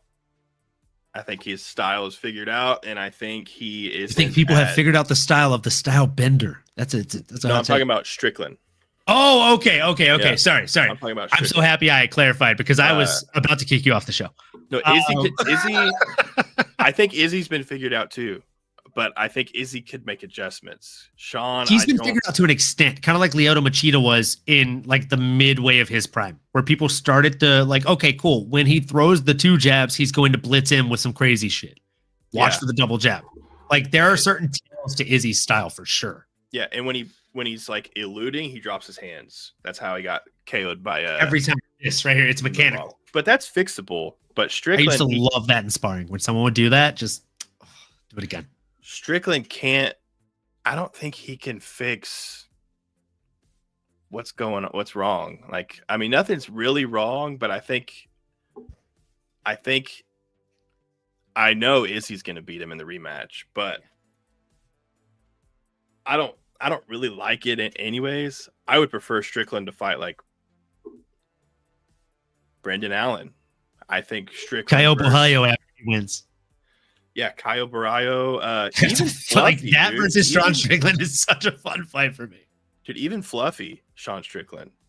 Oh, I mean, this is a family show. Are you trying to arouse me right now? Like, that's a great fight. Dude, I think Fluffy is I think he's a dog in that division. He is so underrated. Yeah, I think he's going to sneak into a title shot within the next 12 months. He's got to build the following for it. He's got to build the following for it. He doesn't have the following quite yet.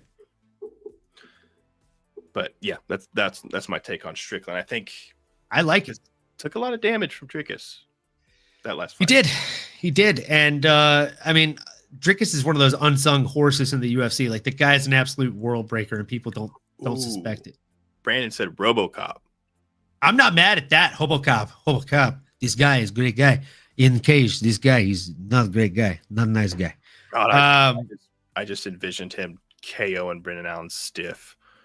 I don't know why. I just saw it in my head. You know what's funny? I think Brendan Allen armbars him or triangles him. I don't know. From the bottom. I don't know. From the bottom, scare, guys. Like, look, I'm going to be completely honest, Dean. I'm getting low key flashbacks of a show that I hosted with this man right here to the left of you, right in between us. You know, he was going out there against, God, who was he about to fight? Fuck, who was it? It was Brunno Silva. Yeah, it was Brunno Silva. And this guy was on Brunno Silva, and he's like, no, Bruno's got hands where he's going to knock him out. And I'm like, I think he's going to go out there and beat Brunno, bro. I just think he's a more sound grappler. And he submitted him in 4 minutes and 39 seconds. And I'm not going to lie to you, he ate 20 bombs in that fight. But he still walked away with the dub. Jack Hermanson, dude, that was scary, dude. And Herb Dean I think he was on his phone the whole time. Whenever, oh, he was texting for sure. Yeah, he was over there just like talking to somebody in the crowd. But dude, he dies. I thought, dude, he was sleeping for like 3 minutes at least. There was a moment where he got hit and it knocked him out, and then he got hit again and it woke him up. Yeah, Herb Dean, crazy. He got knocked out and he hit the ground. And then Herb Dean was like, I was there. Yeah, I was there. You were there live? I got videos of it. Like, I'll be honest with you. It was one of those moments where everybody cheered, and then when he didn't move, everyone just stopped. And it was so silent. There were like 65,000 people in attendance, and you could hear a pen drop. And then when his arm twitched and we realized he was alive and breathing, the crowd had a pop as loud as when fucking Ilya walked out. Like, dude, yeah. Nobody wants to see somebody die. They're probably that's what I'm saying. They're probably like, thank God we're not traumatized, you know. When he got up and like actually took a step on his own, I mean, granted, like the ref was holding him up and he would have fell if the ref wasn't there. When he got up and took a half step by himself, the whole crowd just erupted in excitement. Like, we're like, he's alive. So yeah, man, it was great. What wasn't great though was the bantamweight bout that headlined the preliminary card, folks. It was, not the best of times. It was a tough fight. I saw numerous people post about this fight online and say that, Kyler Phillips versus Vinicius Oliveira is an embarrassment to the UFC. It's looking like two guys that don't belong at the upper echelon of competition, that are very tired, even just going into the second round. I mean, these guys weigh 135 pounds, and between both of them, there were less than 160 strikes landed. Right? Like, I mean, that's tough. When right before you had guys that weigh 185 pounds land over 220 strikes. You now work by guys that outweigh you by 100 pounds. I mean, almost a whole person in your weight class. So what are we doing here, boys? Vinicius let me down here. He outlanded his opponent 2-1, 102-54, 96-49 in terms of significant strikes. He landed one of his 4 takedowns and stuffed all 5 of Kyler Phillips' takedowns. I said it going into this fight. Kyler leaves his head on the damn center line to be hit. The issue is Vinicius just was loading up like fucking Marge Simpson this whole fight. He was doing this and throwing from way he was back. Fighting like, I don't understand. Like, whoever was controlling that Rock'em Sock'em Robot controller needs to tighten it the fuck up. Like, get it like real steel here. I don't understand what those lunging shots were. I don't understand why he was loading up like that. That's not even how you generate power, right? Like, it's just not normal. And I didn't understand the fight style of it. I'm a huge Vinicius fan. I think he's the truth. He's the future. But that was just a very baffling and confusing performance for me. And I'm not sure if maybe like the bright lights are starting to get to him with the hype that they're pushing behind him or what, but it was just a very confusing performance for me where I thought it should have been a showcasing of his skills over somebody like Kyler, who seems to be tailor-made for somebody like him to knock out. Nano, did you feel the same way? Did anything shock you here? I mean, honestly, how big Vinicius looked in there as he was victorious Saturday night. I mean, dude's going to be a problem. And I think a lot of it was, I don't know if it's showmanship or just a little bit of ballsiness, however you want to label it. But yeah, the hands down, literally just standing in front of his opponent, walking him down. I mean, granted, I didn't feel like he really did that until I think he knew. He heard him a couple times. He kind of had his number. You hear fighters talk about a certain point in the fight where they just know they're going to win. And it really felt like that was the case. I mean, Kyler is tricky to get reads on. I think, his movements, lack of willingness to engage is really, what led this to be frankly, just not as many strikes. But man, when Vinicius was throwing them, you could just tell they were hurting Kyler. They were purposeful. Pretty sure he dropped him or almost had him knocked out at some point. I mean, it was a dominant performance. I mean, this guy's Vinny is no joke. If he can continue to make weight, I mean, again, this guy is thick. I know Brandon doesn't know who Ilya is, but it's kind of a little reminiscent of someone like that. It's just almost a weight bully in the division here. Yeah, Bantamweight's got a dog. Vinny Vinicius, man. Remember the name. I like Kyler Phillips too. It was a bummer to see him go out like that, but wasn't his night. And there's some real MFers out there, and this is one of them. So in terms of what's next for this now ranked individual, Mr. Vinicius is in here at 15. I mean, anybody can get it at this point. I think he would probably be the first to say, Dana, line him up. I'll answer the bell. But, you got to look at the landscape. Oh, he's 13 now, actually. I apologize. I mean, Ayman Zahabi. I mean, shoot, he doesn't have a dance party until last May. That might have to be the move. How you boys feeling? I'm not mad at that. I was thinking more Mario Bautista because everyone wants to see Mario get beat, right? After the disservice that he's done to these UFC legends in there. Or if you want to see, and Nano, I know you do because you love to see young violence, you fucker. If you want to see some young men in there going against each other, give him Song Yadong, the Kung Fu Kid. Rob I like that a lot. Oh, he's getting jabbed to pieces by Hobby Fonch. Oh, man. Rob Font, have you ever seen a group of grown men just all drool over a jab? If not, put on some Rob Font tape and get a group of MMA guys together on a couch. The dude's jab is disgustingly good. I love that matchup, Dean. I think that's fantastic. I like that one, yeah. And I think he deserves it, whether he gets the big win or gets kind of fraud checked. I think he deserves the Rob Font fight.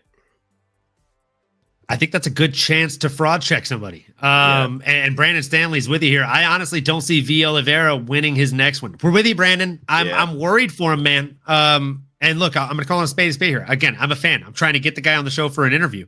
So not bad mouthing you. I just think the jab of Rob Font, it beats a lot of guys. Like we saw it beat your opponent, Kyler Phillips, right? I think that's why the Rob Font one makes so much sense. He just beat his opponent. So it's a fun fight, man. Sign me up for that one all fucking day. Put in Rob Font. I think a lot of those Brazilian guys, I think they go into training camp and don't watch any film. They just kind of work on being a better version of themselves. But I don't think they worry about styles or anything unless it's like a Dagestani or something like that. But if it's just like your normal kind of well-rounded fighter, I don't think they care at all. I think they just kind of go in there and it's hard, man, especially if you're not studying tape. Like when you're not studying tape, it's again, like you're not doing yourself any favors. You're not knowing what your guy's going to throw next. And it makes for a very, very unpredictable fight in there. But I do really, really like that Rob Font call out. Nano, you know what time it is, brother. It's time for the main card, folks. UFC 318 main card started on pay-per-view at 7 p.m. and we were locked the fuck in since the prelim started at 3, folks. But in this time, we were going through the lightweight motions with Michael the Menace Johnson proving to be every bit of that nickname against Daniel Zellhuber, or if you go to S-Dog's MMA talk, I think it's Daniel Zellhuber, as he calls him. Look, man, you guys thought I was crazy. You guys thought I was sipping my own Kool-Aid, betting on the old man. But all I've got to say is this, okay? Who the fuck is laughing now? other than the soundboard, it's also laughing with me because I clicked the button. Folks, come on. I told you, Michael Johnson, if he's not good for anything else, one thing you know he's good for is spoiling a coming out party, folks. I mean, he did it. He did it, folks. He came out there and he spoiled that coming out party for Daniel Zellhuber. And let's go, Brandon Stanley. He said, I bet on MJ. Let's go, my guy. No, pour one up, brother. I'm gonna pour one up with you because we don't do shots alone here, and I know you've already done one because of me tonight. So I do one with you happily, right? Not because you lost the bet, but because Michael Johnson won it, my boy. Michael Johnson, the menace. If you're gonna knock out one of my favorite fighters of all time, you better damn well keep winning and keep making me look good. Because you made me look bad when you did it against my boy DP. This fight was a fucking stunning fight for Michael Johnson. 81-52 strikes. Zellhuber with the worst game plan I've ever seen in my entire life in round number 3. And I mean, honestly, if we're calling a spade, in the first 10 minutes of the fight, wasn't that much better of a game plan. He came out there just attacking the body, throwing body kicks nonstop. Sure, it's great to keep the range. But you fell in love with the round kick, bro. Like, I get it. It was the first kick I learned when I started doing Muay Thai. It's nice. It's fun. You feel it on the pads. Makes a crack like thunder on the pads. And you're like, cool, I think I'll throw that for the rest of my life. But you got to work some push kicks, some teep kicks in there. You got to keep the range. This guy has a jab like Hobby Fanch, man. And he's been doing it for 20 fucking years against much better opposition than you. Sorry to tell you. You got to learn to keep the distance with those teep kicks and push kicks. That was one of the best just defining moments of that. And of, hey, you're good, but you need to get better if you're going to compete at this level, bro. What do they say in Wolf of Wall Street? Like, you got to pump those numbers up in this bracket. Mm-hmm. Those are rookie numbers. And it showed, right? Like, those are rookie numbers. 52-81 in a 15-minute fight. Come on. That means you let Michael Johnson defensively shell you the fuck up. And let's go, Brandon Stanley. You're not a good fighter unless you lose to MJ. I mean, you're not wrong, big guy. You're definitely not wrong. I told my boy to bet 5 on MJ and he won $39. Let's go. Brother. Attaboy. Brother. Spreading the good word there. That's what I'm talking about. Brother, I mean, if he's playing with $5 units, you made that dude 8 units damn near on the dollar there. Let's go. Fucking love to see it, big guy. No, we're going to keep it short and sweet. Cheers to Michael the Menace Johnson, the man, the myth, the legend, the guy that's going to keep knocking him down as long as the UFC keeps sending him to stand up. Let's go, Menace. Keep being what the nickname states you are, a fucking menace to these young boys. Let's get it. Way to put on for those 30-some-year-olds. I see you. I don't know if that was a dig at me or just you feeling bad for yourself now that you're part of that. I'm in there too, baby. Hey, you welcome me to the club with open arms. You know damn well. Talk about us. It's going to be the best chapter of your life, big guy. I promise you. Damn straight. It has been for me. So, yeah, man, Michael Johnson looked really fucking good out there. We'll reverse the order here. Dean, what are your thoughts on Big MJ, man? I know you were super confident that MJ was going to go out there and get it done, yeah? I at the very end when we looked at the odds and he was that big of an underdog, we switched. We said, oh, MJ's knocking him out 100%. And he almost did. There were 2 moments where I knocked him down. Knocked him down. I feel like you have to work your way into a Michael Johnson fight. It was too early for Zellhuber to take this fight. And yeah, a vet like MJ, I mean, and he, like you said, just spamming those kicks, like none were getting through. And yeah, I mean, you just gotta, in his defense, MJ's very tricky. He's one of those guys.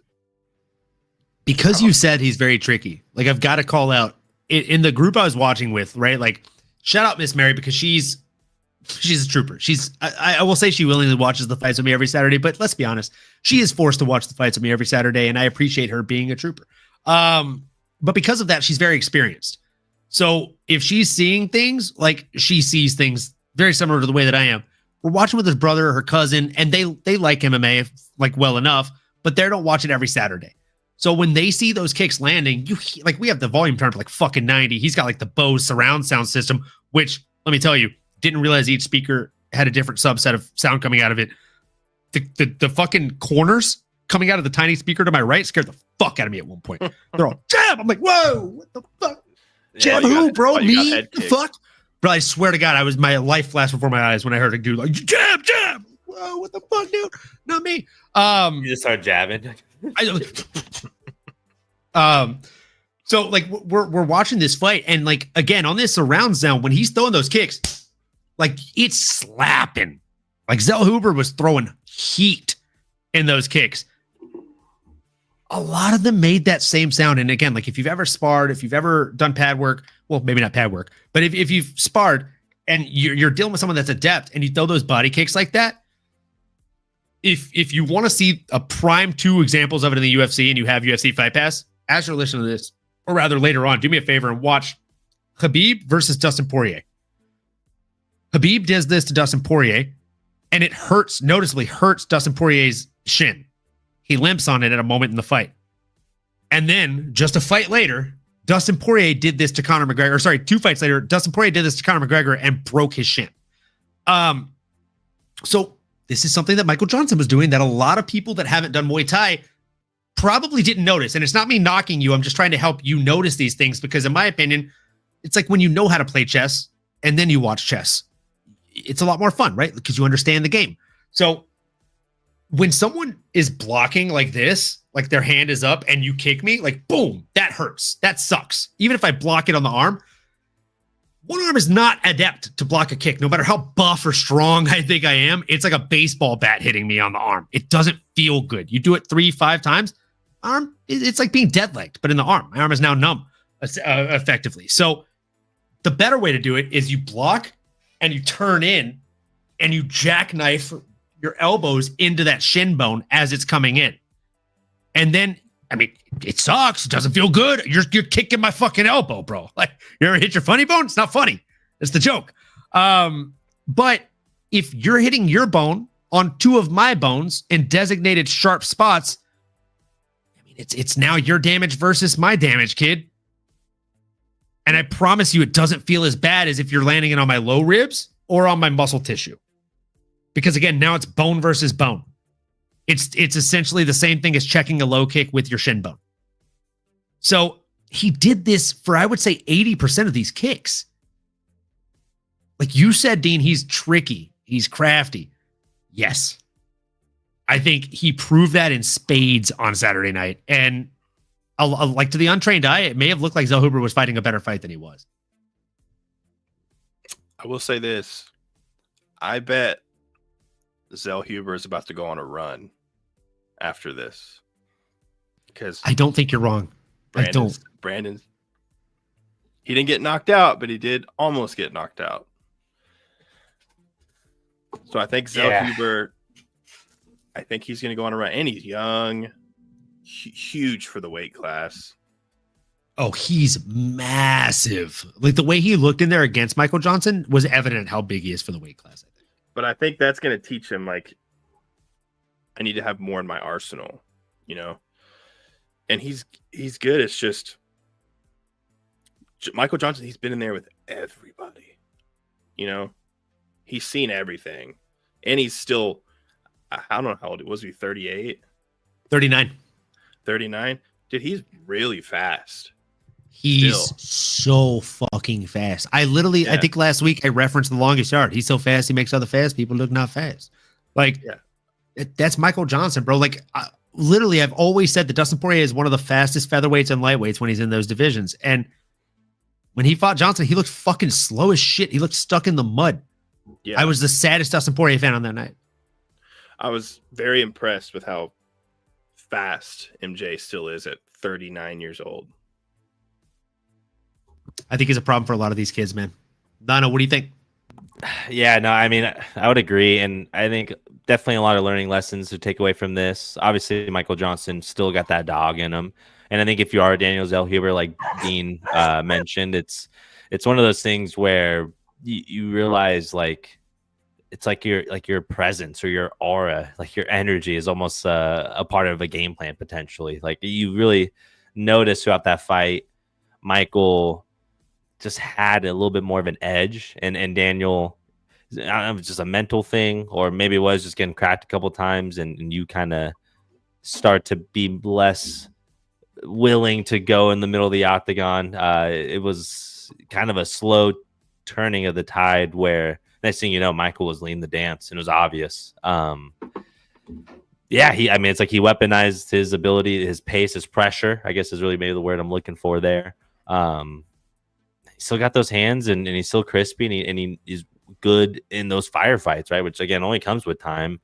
Obviously, the one thing that typically goes is the chin, but that, at no point, and it gives me hesitancy to really think highly of Daniel at this point. I love him. Like, I think all the talent's there. He's 23 years young. I don't want to start being too dramatic, but it's like, something's got to give. You either got it or you don't. I think moral of the story here, right? Like, if you're either a Michael Johnson, you're either the hammer or you're the nail, and you can't, frankly, be so willing to concede in those fights. You got to be the one. And the coaches, you hear them. I'm pretty sure it's Nixick or one of the top coaches are in Daniel's corner. They're like, hey, man, you really got to put some pressure. You got to do this. You got to stop backing up. You got to go out there and win this round. You got to knock him out. And, you don't see that balls to the wall kind of mentality. He's tough as nails for sure. But even in that last fight, he lost against, was Esteban Ribovic? Esteban Ribovic, yeah.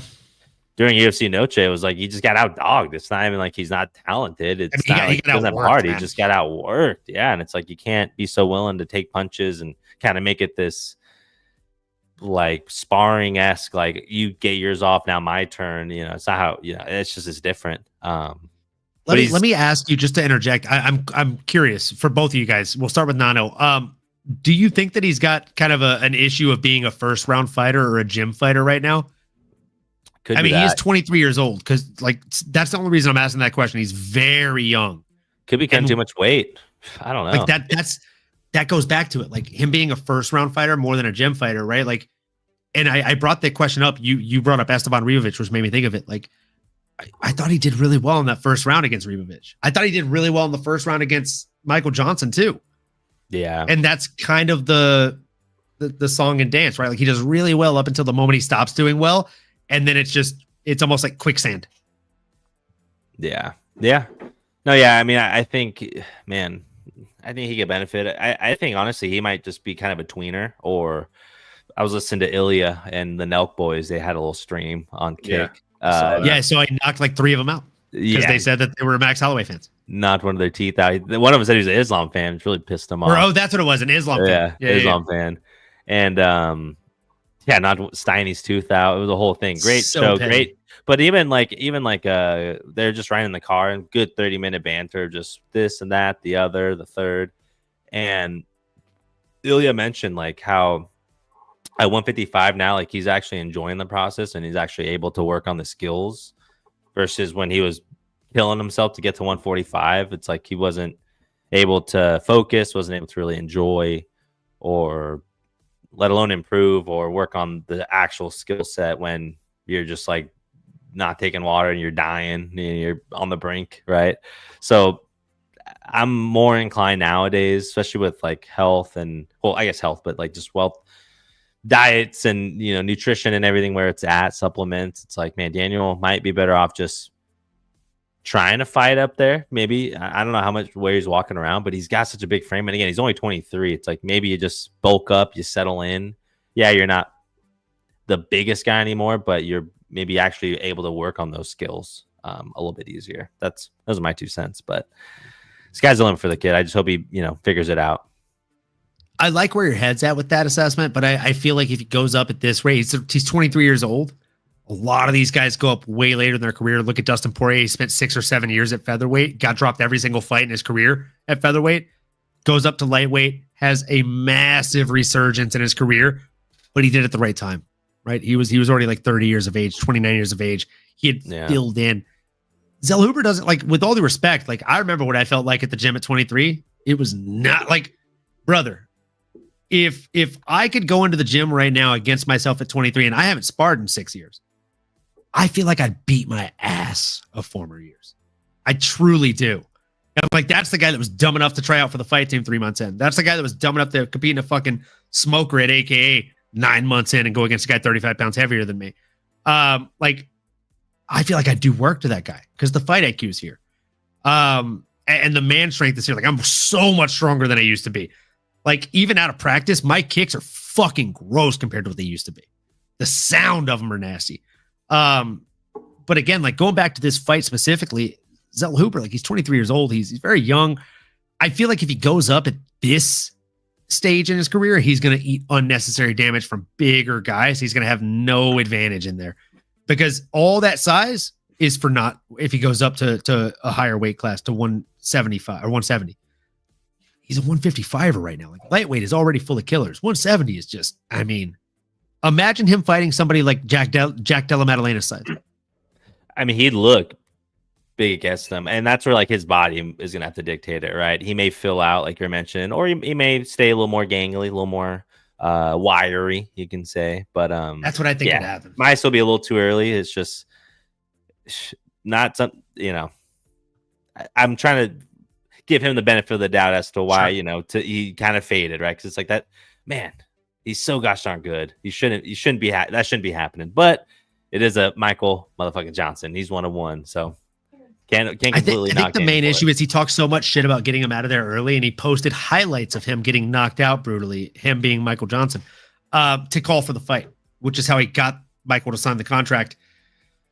When you do that, and those knockouts are in the first round, you are gunning on taking someone out in the first round. Bruce Lee said that the moment you visualize a knockout, you've limited yourself to one finish in your arsenal of weaponry.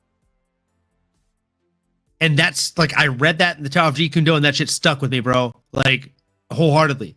If I think, man, I'm going to knock Nano out with a cross, the cross is the only weapon I can knock you out with because I've now limited my brain to thinking that's my finish. I've got my left hook. It's stronger than my cross. My right hook is stronger than my cross. You saw it at IFW. I matched your score. Like, bro, like, yeah, twins, baby. 791. Like, brother. So like, you know, my right hook is stronger. So it's a matter of, look, brother, like, don't limit yourself to that one thing. And I think that's what happened is Zellhuber probably had a game plan, and he's like, I have a really good round kick. I'm going to weaken him with a round kick. And then as soon as he slouches over from a round kick shot, I'm going to hit him with a 1-2. We saw him land that combo 8 times. The issue is it did nothing to Michael. That's a problem.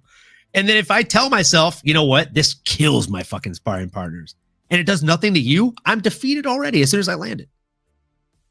I've limited myself to that being my finish, and now that doesn't work. What do I do other than fucking panic and try and swim in the quicksand? That's why I'm saying his fights feel like quicksand once he starts losing.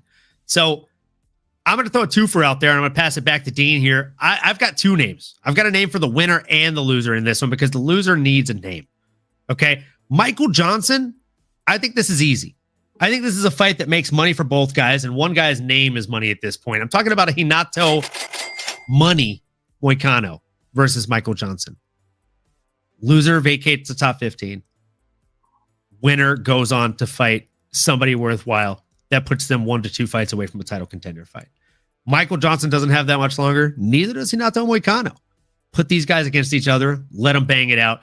And then outside of that, you got to give a name for Daniel Zellhuber, right? And I've got not 1, but 2. I like, if you want to give him someone coming off a win, Benny St. Denis. Give him Benoit St. Denis. Up and down in the last 3. I think that's a banger of a match. And I think, hey, don't shoot the messenger, but I think it's a winnable match for Zellhuber. Especially if Benny St. Denis comes in with his 3rd consecutive staph infection for a fight night. Now, outside of that, and what's funny is this guy's ranked lower than him, but a lot of you guys are probably going to think this one's too rich for the blood. I'm going to throw it out there, and I'm going to say, Daniel Zellhuber, if you can find yourself back into the octagon and get your affairs in order, I'll see you at the top. Michael Chandler, folks. I think Michael Chandler versus Zellhuber is a banger. Both guys are coming off of back-to-back losses. Hell, Chandler's coming off 3.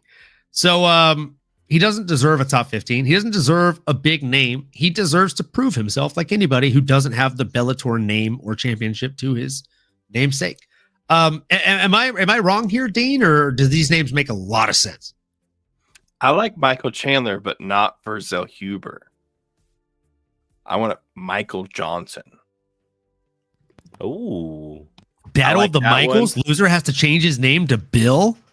I'm not mad at it. I also want Michael Johnson versus Bobby Green. Ooh, I like that a lot. I mean, brother, Fatality. someone's getting finished. That's a great fight. And But you got to call him his actual name now. I actually just opened a fresh pack of UFC trading cards, and they've updated it on there as well. There's no Bobby in sight. We're talking about King Green. King Green. I hate it. I'm not a fan of it because, like, what is his nickname now? Is it King? Maybe he just switched to maybe it's King Bobby. King Bobby Green. His nickname is now Bobby. King Dude, Bobby. they haven't fought yet, which is pretty surprising. I'm not gonna lie. As soon as you said it, I opened up Tapology and I'm like, holy fuck, that's a great call out. They have not fought each other. I can't believe. I like that one. For Zellhuber, Sadikov, he fought in Baku. He had crazy Muslim Sadikov. Yeah, Nicholas Mata is who he beat. It was back and forth. That's I like that one. That's a banger fight. I like that one. Banger fight. Or you can go lower.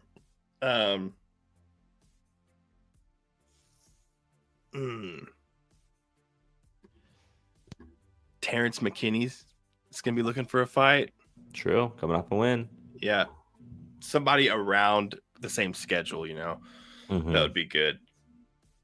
King Green's gonna need some time off. But I think when he ready to come back, you put him in there with Michael Johnson. It's a good shout. It's a damn I do good like that a shout. lot. Nano. There's a lot of good names. I mean, honestly, I like them all. I think I like where everyone's head's at, and I think the common theme here is, with at least in my head, is with Michael is to kind of keep it on the OG side. I don't need to see him continue to fight 20-something-year-olds, in my opinion. I thought something like a Drew Dober, Red Rover. Send Drew Dober on over. Another. I'm not mad at that. Fun matchup that they're gonna go out there and just put on violence, right? And that's for Johnson. Yeah. Yeah.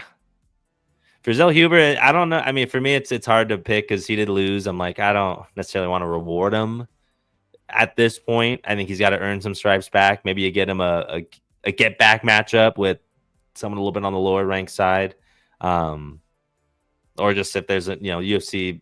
If there's a Noche coming up or Mexico City, we got anything going out there in Mexico, I'd love to Put see him against Mauricio Rufy at UFC Noche. Oh gosh, what are you trying to kill the guy? Come on, man!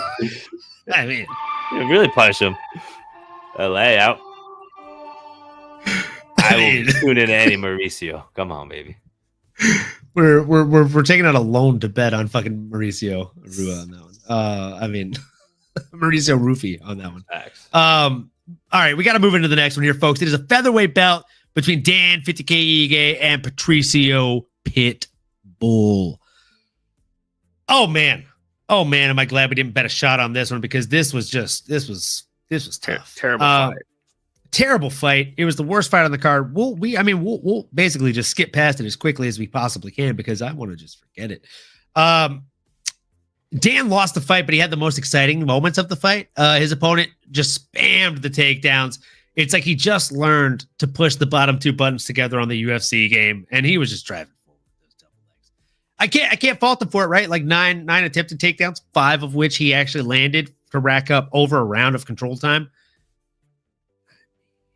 Brandon Stanley, I mean, folks, if you're not tuning into Peacemaker Season 2, I mean, come on. What are you even doing with your life? The man's here spitting fire and honest takes. Pitbull won, but still lost. ... The ... I think, is to represent what all of us were feeling during that fight. The man somehow won, but lost fans. We've talked about this ad nauseum. What is a takedown without significant strikes and significant damage? He wasn't looking to finish that fight. He was looking to control that fight and point his way into a decision victory. It wasn't exciting. It wasn't standoutish, and it wasn't anything to write home about. Nano, kick me off the fucking bar stool here, brother. I mean, let's just keep it short and sweet here. What surprised you, if anything? And if it surprised you, did it excite you? Yeah, I mean, not necessarily. I think the big takeaway and surprise to me was Patricio's or Pitbull's strength. He looks strong. I guess I shouldn't have been too surprised, but I just thought Dan Ige was going to have a little bit more to offer when it comes to some of the grappling exchanges.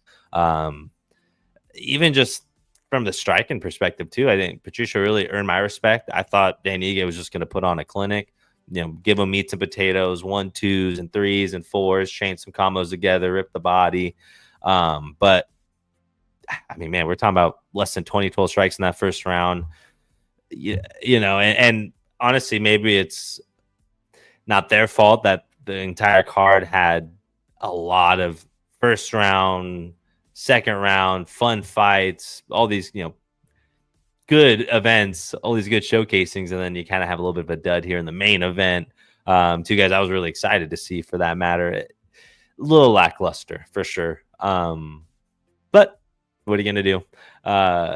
Patricio, again, won, but it's not like I feel he deserves the world and more. I don't think you give him a king's ransom, but I do think you give him one of the biggest, baddest, strongest, toughest, most durable MFers in the division. And I'm looking at a Josh Emmett. That's my Pokemon of choice here. I'm going to go ahead and throw him out there. You want to see what Bellator could do? Give him fucking Josh Emmett. Get through that motherfucker. Then chose a rock-type Pokemon as you. Goddamn right. Geo dude. That's my Geo dude. I love that you knew exactly what Pokemon Damn straight. about. Damn straight. Sometimes I hate how much of a fucking hive mind we are, bro. Dean, what are you thinking, man? I'll just keep it short. Pitbull just doesn't belong. We don't really want him either. He's not going to be able to win any fights unless he's going to lose a lot of fans. He's going to lose a lot of fans winning fights because he can be exciting if you have a Michael Chandler in front of you, but these top level guys, he might actually, no, I don't see him beating anybody besides Dan Ige in the top 15, and maybe no, not even Giga. Yeah, give him Josh Emmett, put him out cold, and then he can go fight on Misfits or something. Yeah, say put that Pitbull to rest there. He said put him on Misfits, feeding him to Salt Poppy like fucking Tony Ferguson. My goodness. Dude, I'm glad you brought that up. That's craziness. Absolutely insane. I already read that we were seeing the comeback of Tony Ferguson to the world of boxing, but I didn't realize we were going to get to see the comeback of his hairline as well. I mean, turkey, dude. Did you see the stare down? The first stare down at them today? A little bit of it. Salt Poppy pretended to pour the salt in his hand, do the pocket sand at Tony Ferguson. That was fun. He went on Ariel, and I had to turn it off about 15 minutes in because it's tough. It's tough. At least you made it that far. Yeah, that's pretty good. This sucks to say, but Tony Ferguson, he's not going to accept that he shouldn't fight anymore until he's got brain damage. Brain damage for sure, 100%. I mean, the guy said 90% of people are hating on him in the comments, and the other 20% of people are saying he's going to get knocked the fuck out. So 100% of people are hating on him. I don't know if he did the math while I was saying that out loud, but that's 110%, brother. Yeah, I don't think he can make money doing anything else. I think he's too autistic, and I mean, it is what it is, but I like Tony. I think the worst thing about him is that he thinks he would have beat Khabib if that fight would have happened. The fact that he's still saying the Tiramisu Tuesdays thing and like saying that Khabib's dad protected him from him, like, brother, that fight was scheduled 6 times. You pulled out of it 3 times. Khabib pulled out of it 3 times. It's even Stevens, big dog. Like, you guys are on the same level right now. And speaking of people that are on the same level, like, Patricio Pitbull is about as likable in the current era of UFC as Tony Ferguson. The guy can't get fans out of a win. So yeah, feed him to Josh Emmett. Let him go and fight the what is it? The Fighting Faulkner from Skyrim, and get knocked out by that orc. I'm a big fan of Josh Emmett, and I think he gets the job done for us. Nano. Unfortunately, we have 2 more shots to do across this show. This is one of them. It's the next fight between the welterweights, Kevin Holland and Daniel DROD Rodriguez. I'll be honest, man. This is one of those fights that I didn't think we even had to worry about.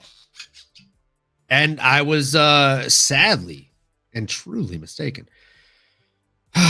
I'll give it to Dean first for this one as I do the shot here. Cheers. We're not even going to do anything fancy. We're just going to say cheers, folks. Cheers to you. Cheers to us. Keeping on going and growing. I think Salute. this is a when there's a fight, when somebody gets rocked and kind of beat around the cage for over a round, they're usually never the same after it. And I'm afraid that's what just happened to Kevin Holland. I feel like he's still going to be good, but after that, after getting rocked and it was bad. It was that second round was a beating. So yeah, it's one of those fights like it's different from just getting caught once and just going out cold, you know. He's going to have a tough time. Going to need a long time off, which he's probably not going to take. And I don't know. I think that might have just been the end of Kevin Holland. But that's tough. I mean, that's definitely a tough pill to swallow because I'm a big Kevin Holland fan. But I will say you're not wrong, man. Like even in the Thiago Santos fight, which he took at middleweight, and he shouldn't have. He matched him on total strikes, 81-81. He did get outlanded on significant strikes, 2-1 though, 69-31, over 2-1 differential there.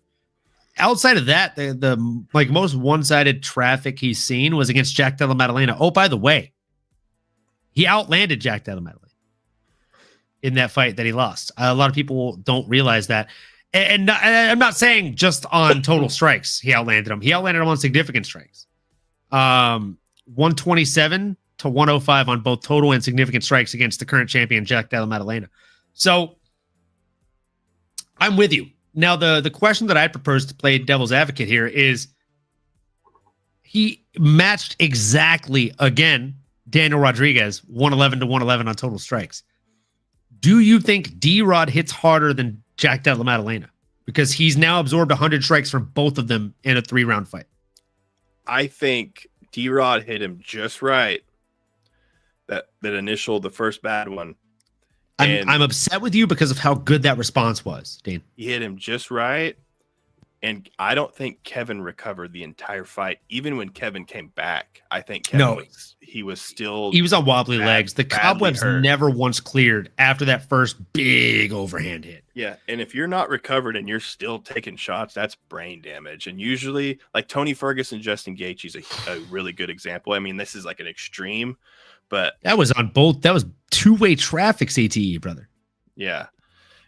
But if you notice, Tony got hurt really bad, but never went down and never went completely out. But he got after the second round, he got beat on while he was rocked for however long. And like halfway through that second round, he just started getting beat up for the rest of the fight. You're not wrong. You're never the same after that. It's different from just getting put out, you know. It's like Hooker versus Poirier. That fight changed both those guys for the worse. Yeah. It took like you're new to the show, obviously, right? So like I don't know if you've watched any of the previous episodes, but one of my I'm a big analogy guy. Even in my corporate sales job, like they call me the analogy guy on the team. One of my favorite analogies when it comes to this sport is the jawline, the chin, the knockouts, the CTE clock. It resembles that of a milk carton. Mm-hmm. You take a milk carton out of the fridge and you make yourself some oatmeal, and maybe you get caught in a work meeting, you forget to throw it back in the fridge right away. It's on the counter for an hour. You've essentially taken half a day off that expiration date. Every time you're eating like shots on the fucking jaw, you are taking days off of that expiration date. That is your chin, your CTE line, your line of defense. There's in my experience in the sport, both competing, training, and watching, or I would say all three: competing, training, and watching. I will tell you, there's been only one cheat code that I've seen to kind of extend that shelf life, right? And that is the school of Dustin Poirier. It is the opposite school of fucking what's his name? Berg. Fucking like the guy that fought across heavyweight all the way down that we talked about earlier, right? Like Cannonier. Jared Cannonier. Thank you, Nano. If you go up in weight, you're no longer cutting so much weight. So again, like that seems very obvious, an obvious point to point out. But here's the thing. When you stop cutting so much weight, you're also no longer deteriorating the lining around your jawline. You're no longer deteriorating the liquid that fills the sacs in your brain cells, right? You're no longer separating and causing more room for movement of the brain, which is actually what causes CTE and brain damage down the line. So I think, there's a trick to that. Sorry, no, go ahead. I was gonna say, I think too, if you cut a lot of weight and then you get KO'd after you drop too much weight, your brain is going to associate dropping all that weight with protecting itself, because it happens right after you cut the weight. Your brain's going to think it's in the same process. So your chin's going to be, compromised as soon as you go into the fight, because your brain's already associating the weight cut with protecting itself from the. Like I mentioned this earlier when I talked about Dustin Poirier. He fought at featherweight, and I used to have a running joke. You can ask my boy Drew. He'd come over every Saturday for the fights for years. He still flies out for the pay-per-views to San Diego now that we live apart by 7.5 hours. And let me tell you, man, like that running joke was, it's not a Dustin Poirier fight until he gets dropped. And dude, if you were in my apartment in San Jose, I thought for sure I was going to get evicted for a noise complaint. Because when he fought Rafael Sunsao, he got dropped like 3 fucking times. He won that fight. He got dropped numerous times. How much weight was he cutting? He was literally like, I think it was Nano that mentioned this earlier about the Nelk boys and Ilya Totoro, right? Like he was talking about how he's finally getting to focus on training instead of cutting weight. Dustin Poirier literally said the last 3 weeks of every fight camp at featherweight to 6 weeks were him counting calories and measuring spoonfuls of food to make weight. He wasn't focusing on training. He wasn't focusing on getting better. He wasn't focusing on sparring or defensively sound, being a technician in that octagon. He was focused on the scale wholeheartedly. And it's a fight against yourself before you enter a fight against another man that wants to kill you. It's hard, man.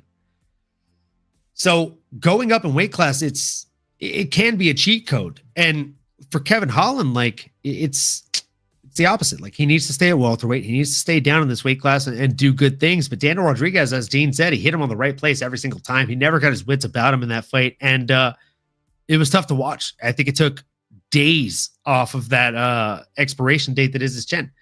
And as far as what's next, I mean, I'll be honest, you got to give DROD somebody top 10 at this point. Like, these guys are, I mean, if you don't think they were trying to push Kevin Holland into a at least number 1 contender fight, you're out of your fucking mind. I'm going to go out on a limb here. I'm going to say you give him someone really deep inside that top 10. You got to give him someone who's not matched up yet, though. Give DROD somebody like Leon Rocky Edwards or Michael Morales. Oh, shit.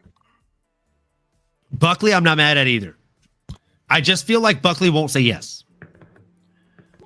I think Buckley knows he has to fight down. And I was going to, if Kevin Holland would have won, I was going to try to I was thinking do the Buckley rematch too. I mean, that's the rematch to make. If Kevin Holland would have won, that's a match set in stone. Yeah. So now I'm like, just do that one. Do D-Rod Buckley. I'm not mad at it. I don't know if he would have said it. Dan Hooker, DP as well. Thank you, Brandon. Said it as I typed it. My guy. Let's go. Nano, what do you think, man? I was saying my picks aren't as sexy as your guys' names. I definitely like y'all's more, but I thought someone that's a little bit older. He's ranked 11th, one of my favorite guys, and he needs a dance partner. I'm looking at a Gilbert fucking Burns. Hell yeah. Sounded pretty sexy to me, man. I don't know. I like some of that. My guy. Yeah, Gilbert Burns is a good shout, man.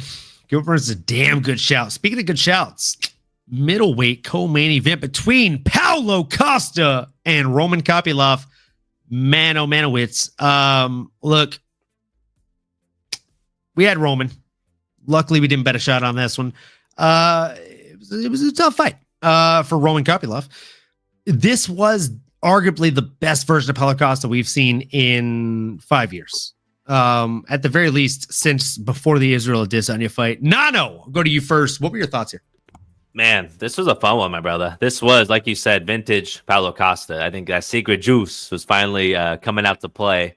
And it was just one of those things, man. It was textbook. Pillar to post. He came out there that first round, did what he had to do. And I think the big tail of the tape was his willingness to go to the body, chewing up Roman's legs.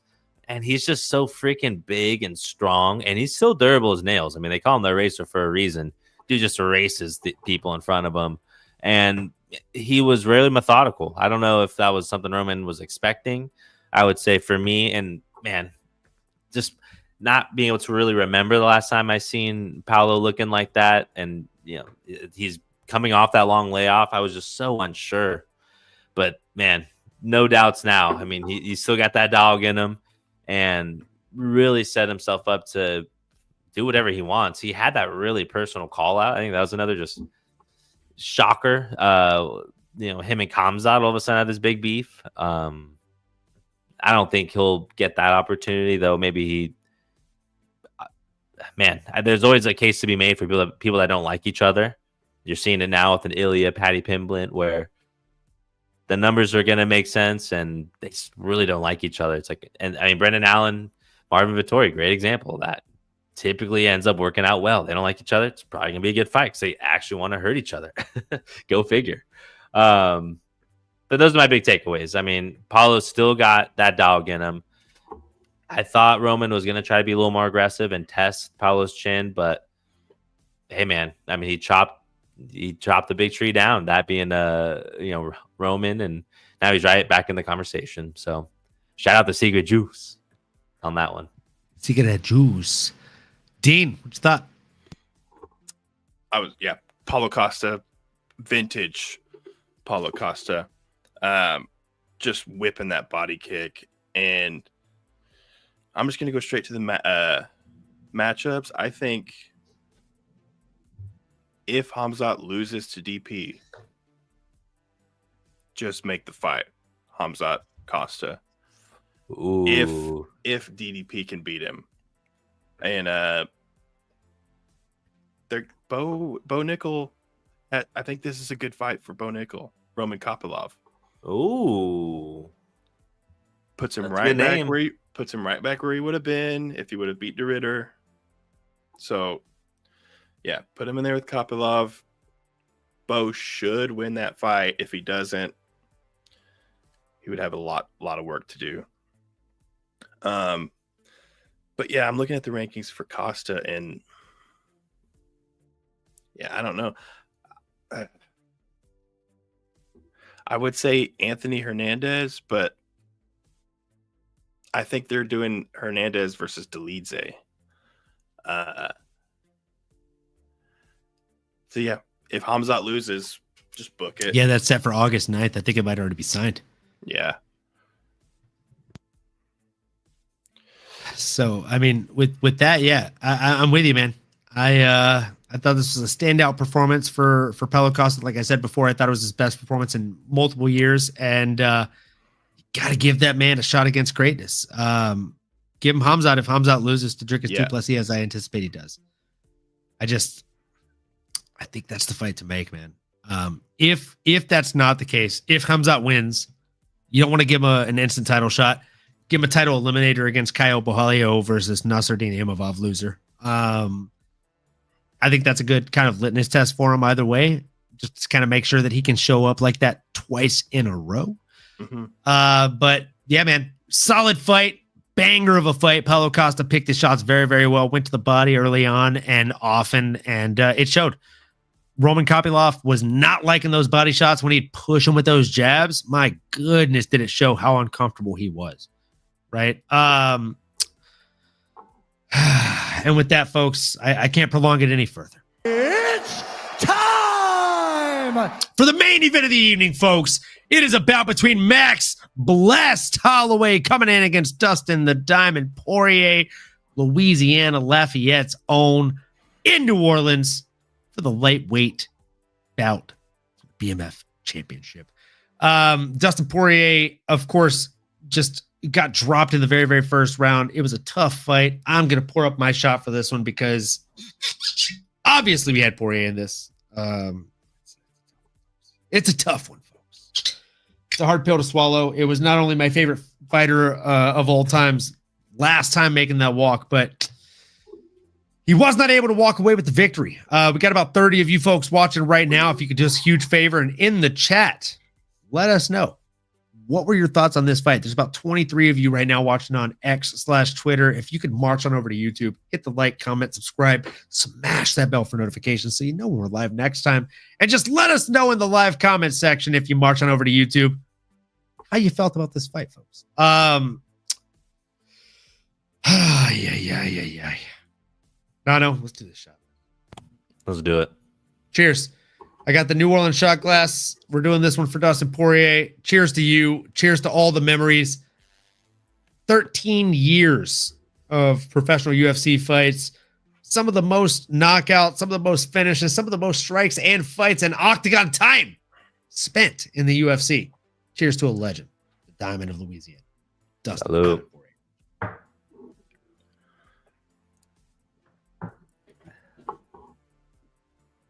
And with that, look, folks, it was like I said before, it was a tough pill to swallow. It was a hard night. I changed the music for this one. Dustin Poirier is just honestly the last of a dying breed. They did a package for him during the fights, and it was Shabuzi's "I'm the last of my kind." And I don't think the lyrics could be more fitting because he is the last of his kind. We've watched this man grow up in the UFC. Not a lot of people we get to do that with. One of the people we're going to do that with currently is Jake Matthews. He's the closest thing to a Dustin Poirier in the UFC. He was a kid when we watched him join the sport. And now he's a grown man. He just turned into a 30-year-old man. And a lot of people counted him out last week.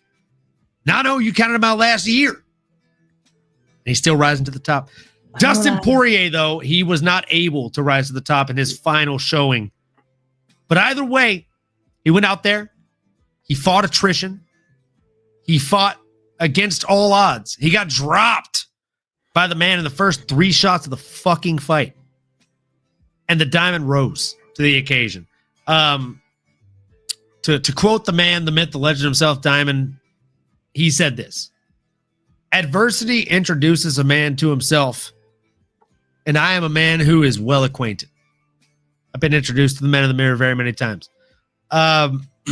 Saturday night was just another night on the journey of Dustin the Diamond Poirier, where he got introduced to the man in the mirror. Adversity leading the front and introducing him to that man in the mirror, and showing him that he needs to fight his way out of the fire.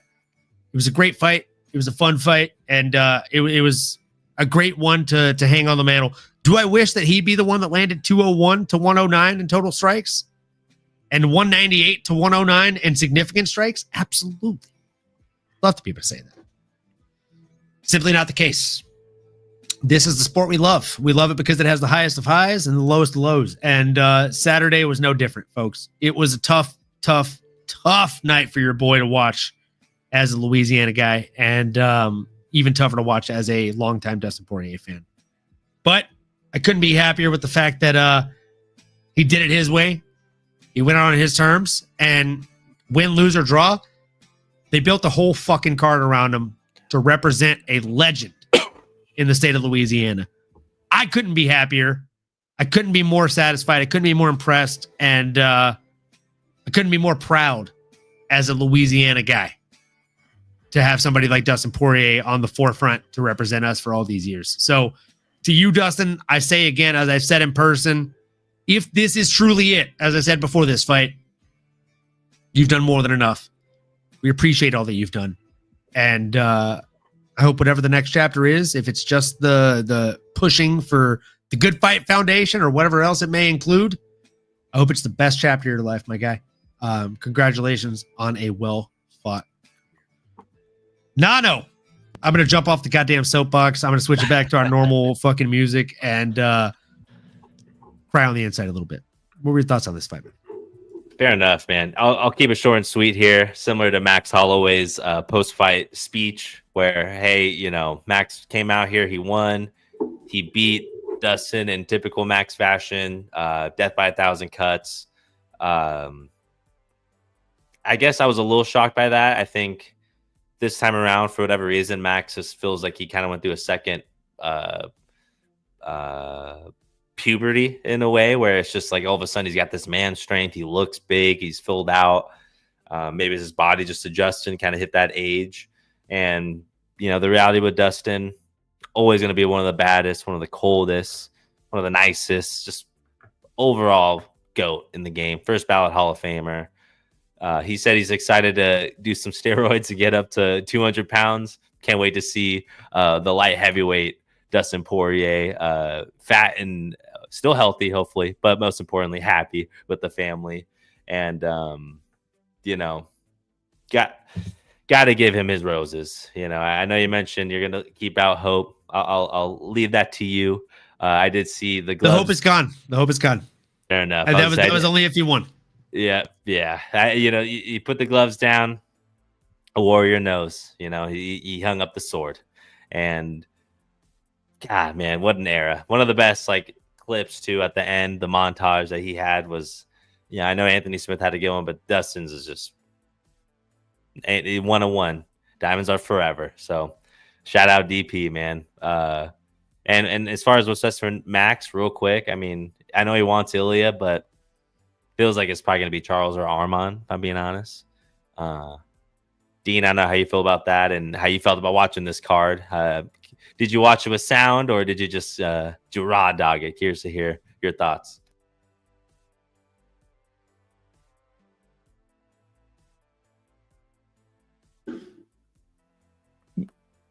I think how we feel about Dustin right now, how appreciative we are. I think when it's Max's time, it's going to be the same. Two of the good guys.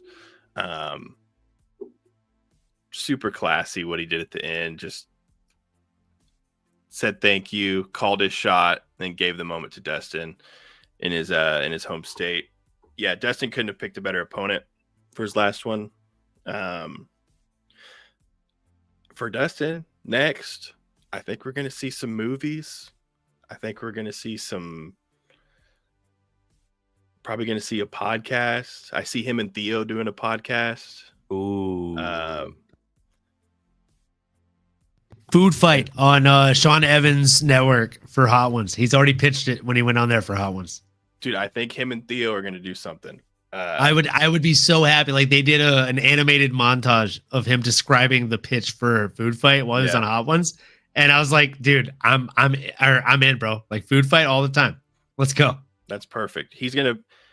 I see him being very successful in anything he does. Probably, like, you know how Mighty Mouse's YouTube channel is just going crazy. I feel like Dustin is going to be able to do something like that. I think he's going to take some time, probably do nothing for a little while. Then he's going to pop out and probably, if I had to guess, he'd probably make more money than he did in his fighting career after his fighting career. But as for Max, I think we do Charles. I think this is going to sound bad. I think Justin Gaethje's going to cry his way into a title shot. And I hate that. I hate it. I hate it. Fight Patty. I understand. Winner fights Poirier. It's that simple. Arman can fuck off. And yeah, I think you do Max Charles. That's perfect. Both legends. Perfect matchup for a BMF. Winner fights the champ. Easy. Let's go. Keep it simple. I'm not mad at it. I'm not mad at it at all. What I will say is this. When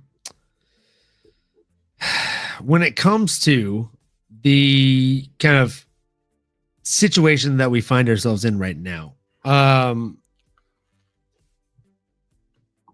do think you're right with the call out. Like, Charles Oliveira is the fight to make. Yeah. But I also think that if he tells Ilya that he's willing to put the BMF title on the line, he'll fight him. You think Ilya will do it? 100%. The same way I think he'd fight Dustin if Dustin said he'd put the BDE belt on the line.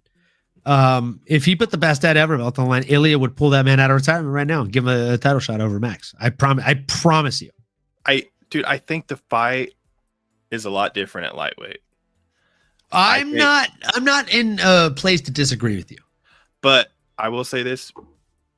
Max's chin I don't think it's as iron as it used to be because Dustin dropped him. Dustin drops most people, bro. But Max does not get hit like that and like react like that ever. Dustin dropped him to a knee. Ilya will do that to you. In their second rematch. Yeah, I think after the Ilya KO, I think his chin, because dude, Dustin was touching him up bad. He was touching him up for sure. And Max was reacting more than I've ever seen him react to and like that. So I'll be honest. I did my little, fucking cool soundtrack. Mm-hmm. And I did my breakdown on Dustin because I love Dustin. He's my favorite of all time. But I tried to leave some meat on the bone for you guys. And one of the morsels of meat I left on the bone, you guys actually didn't devour. So I gotta devour it myself here. Dustin said after the fight that he on fight night weighed 170 pounds. That man has weighed that for featherweight fights, boys. On fight night. Unreal. He did look very small. Or you know what he cut out? He mentioned two things that he cut out. Oh, alcohol and sex. Weed. I thought he said weed and alcohol. He said like beating off, sex, and bourbon. Let me tell you. I would tell you that those are two things that give me power, man. I disagree. I would tell you wholeheartedly, fight me, bro. Respectfully, like let's glove up and fucking go. I'll go right after getting it on and doing a shot of bourbon. And I would feel very confident, probably because of the two things that happened right before. Like, so like the thing for me is like, all right, not having sex to an extent, I get it, but not beating off, not drinking bourbon. Like, were you in the best shape of your life? Yes. Did you have an 8-pack for the first time I've ever seen in your UFC career? Yes. Were you cutting 15 to 20 less pounds than you were for half of your UFC career? Yes. Did your opponent outweigh you on fight night as a result by 15 pounds? Yes. Did his third shot drop you flat on your bottom? Yes. I would say the yeses that I'm saying in a negative connotation are outweighing the ones in a positive one. So maybe go back to drinking bourbon and beating off, brother. Come on, man. He's gonna have more time to now. There we go. Brother, you got definitely more time to now. I feel like there was two things that played a major part in this, and those two things were the size differential. Max had more time to grow into lightweight, and Dustin Poirier seemingly had the easiest weight cut of his life, which is not always a good thing.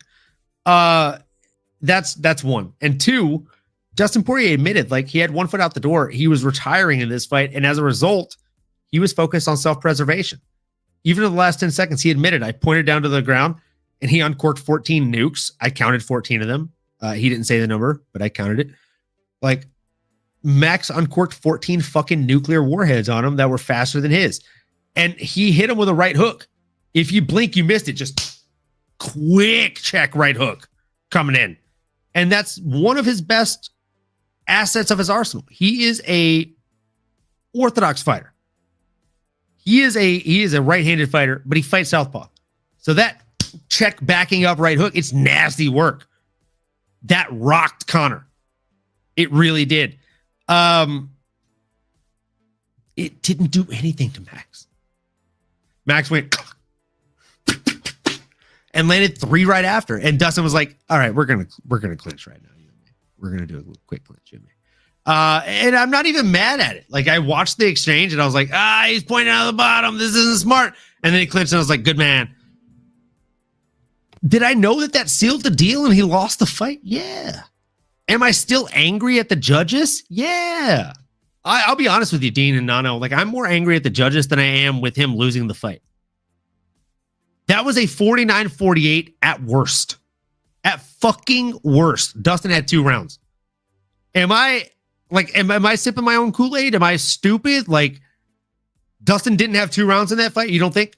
I think I struck him on 1 for sure, but and he dropped him in the other one that he didn't outstrike him. And yeah, if that wasn't the same one, then yeah, I mean, you can definitely. They were even on that was the 4th round or the 3rd round, and Dustin dropped him. Like, Max won the 5th round. Max won the 1st round. Max also won the 4th round. I will fucking wholeheartedly admit it. You gave Dustin the 2nd round? Yeah. Okay. The rest I gave to Max. UFCstats.com is down right now, and I'm trying to find out where the fuck that knockdown happened. Oh, here we go. It just actually loaded up. Fucking perfect timing. Yeah, I gave Dustin the 2nd, but close fight. Oh, the knockdown happened in the 2nd round. You're right. Yeah. But even then, I mean, don't get mad here, but I might. I think Max still had the better round. Oh, absolutely. Dustin finished the round better. So I think I gave him the 2nd, but every other round I gave to Max. I thought Dustin did enough in the 3rd round. But I gave Max wholeheartedly, as a Dustin Poirier fan, I gave Max 3 out of 5 rounds. And handily, right? Like, I thought he did enough in those other rounds. I thought Dustin outworked him in the 3rd round, but I mean, again, like, it's tough to argue on paper. Like, 61-49 thrown strikes, 38-21 landed strikes. I mean, and both guys, every single strike they landed in that 3rd round were considered significant. So it goes back to, I'm going to scroll up a little bit here and see if I can find the comment. I mean, it goes back to what we were saying earlier, though, whether I can find the comment or not, of you and Brandon Stanley saying that we need to move to a different form of judging, right? Like, yeah. AI judging, I think, is a nod in the right direction, because it's tough. There's a lot of bias that goes into it. Like, if you have a guy that's done striking before, he's heavily weighting the striking. If you have a guy that's done grappling before, he's heavier weighting the grappling. And if you have a guy that's done neither, what the fuck is this guy judging? Respectfully. I like the AI, but what? I think it's easier than they make it out to be. I think just get people who have fought before. Let me throw a different curveball at you. Why don't we add 2 judges per fight, get 5 people in the seat? Yeah. And implement open scoring. I like open scoring. I think that solves a lot of the problems. Yeah. I think we would get more exciting fights too if we had open scoring. If Dustin knows he's losing that fight 3-1 and needs a knockout, that's a different 5th round. I can again, I bet my left testy on that one, brother. Like, that's a different fight. You know why I don't think they do open scoring? Why? Because I think the judges, for the most part, are so incompetent that they just kind of make shit up at the end of the round. That could definitely be likely. Yeah. That's not Sal D'Amato is who I'm talking about. My boy Drew that I said flies out for the fights. Sal D'Amato scored a fight for Conor McGregor that he shouldn't have won. And ever since then, because he's a Conor McGregor fan, he's like, Sal D'Amato is the fucking truth, brother. Dude, every fucking time. Dude, if you go to every like, robbery, this is a split decision. Judge Sal D'Amato, he's like, with the truth. Like, every time, bro. Dude, if you go to almost every robbery, he's involved. Everyone. Yeah. Everyone. Oh, man. Folks, this was a fight card that had everything. It had memories. It had legends. It had tears, joy, and everything in between. Folks, we've been going for like 2 hours and 40 minutes now, and we appreciate each and every one of you. We've got about 30 of you that have been here consistently, almost since the beginning, and we appreciate that more than you know. Come on over to YouTube at MMAnomaly, at Dean MMA. Smash that bell for notifications, like, comment, subscribe. You know the fucking drill, folks. And listen, if you do none of the things that we've asked you to do, 2 things. A, we fucking hope that you smashed your bets this week, because we definitely didn't. And B, we hope that you keep on going and you keep on growing, folks. And we will see you next time. You've been listening to the MMAnomaly Show. No filter. As you may have been able to tell, we dig the MMA, and our passion is to dive deep into the upcoming fights, give you our expert breakdowns, and help you make sense of all the chaos that is the fight game. We hope you've enjoyed the show. If you did, make sure to like, rate, and review. We'll be back soon, but in the meantime, make sure to find us on YouTube, Twitter, Instagram, and Twitch at MMAnomaly. Be cool, and we'll see you next time.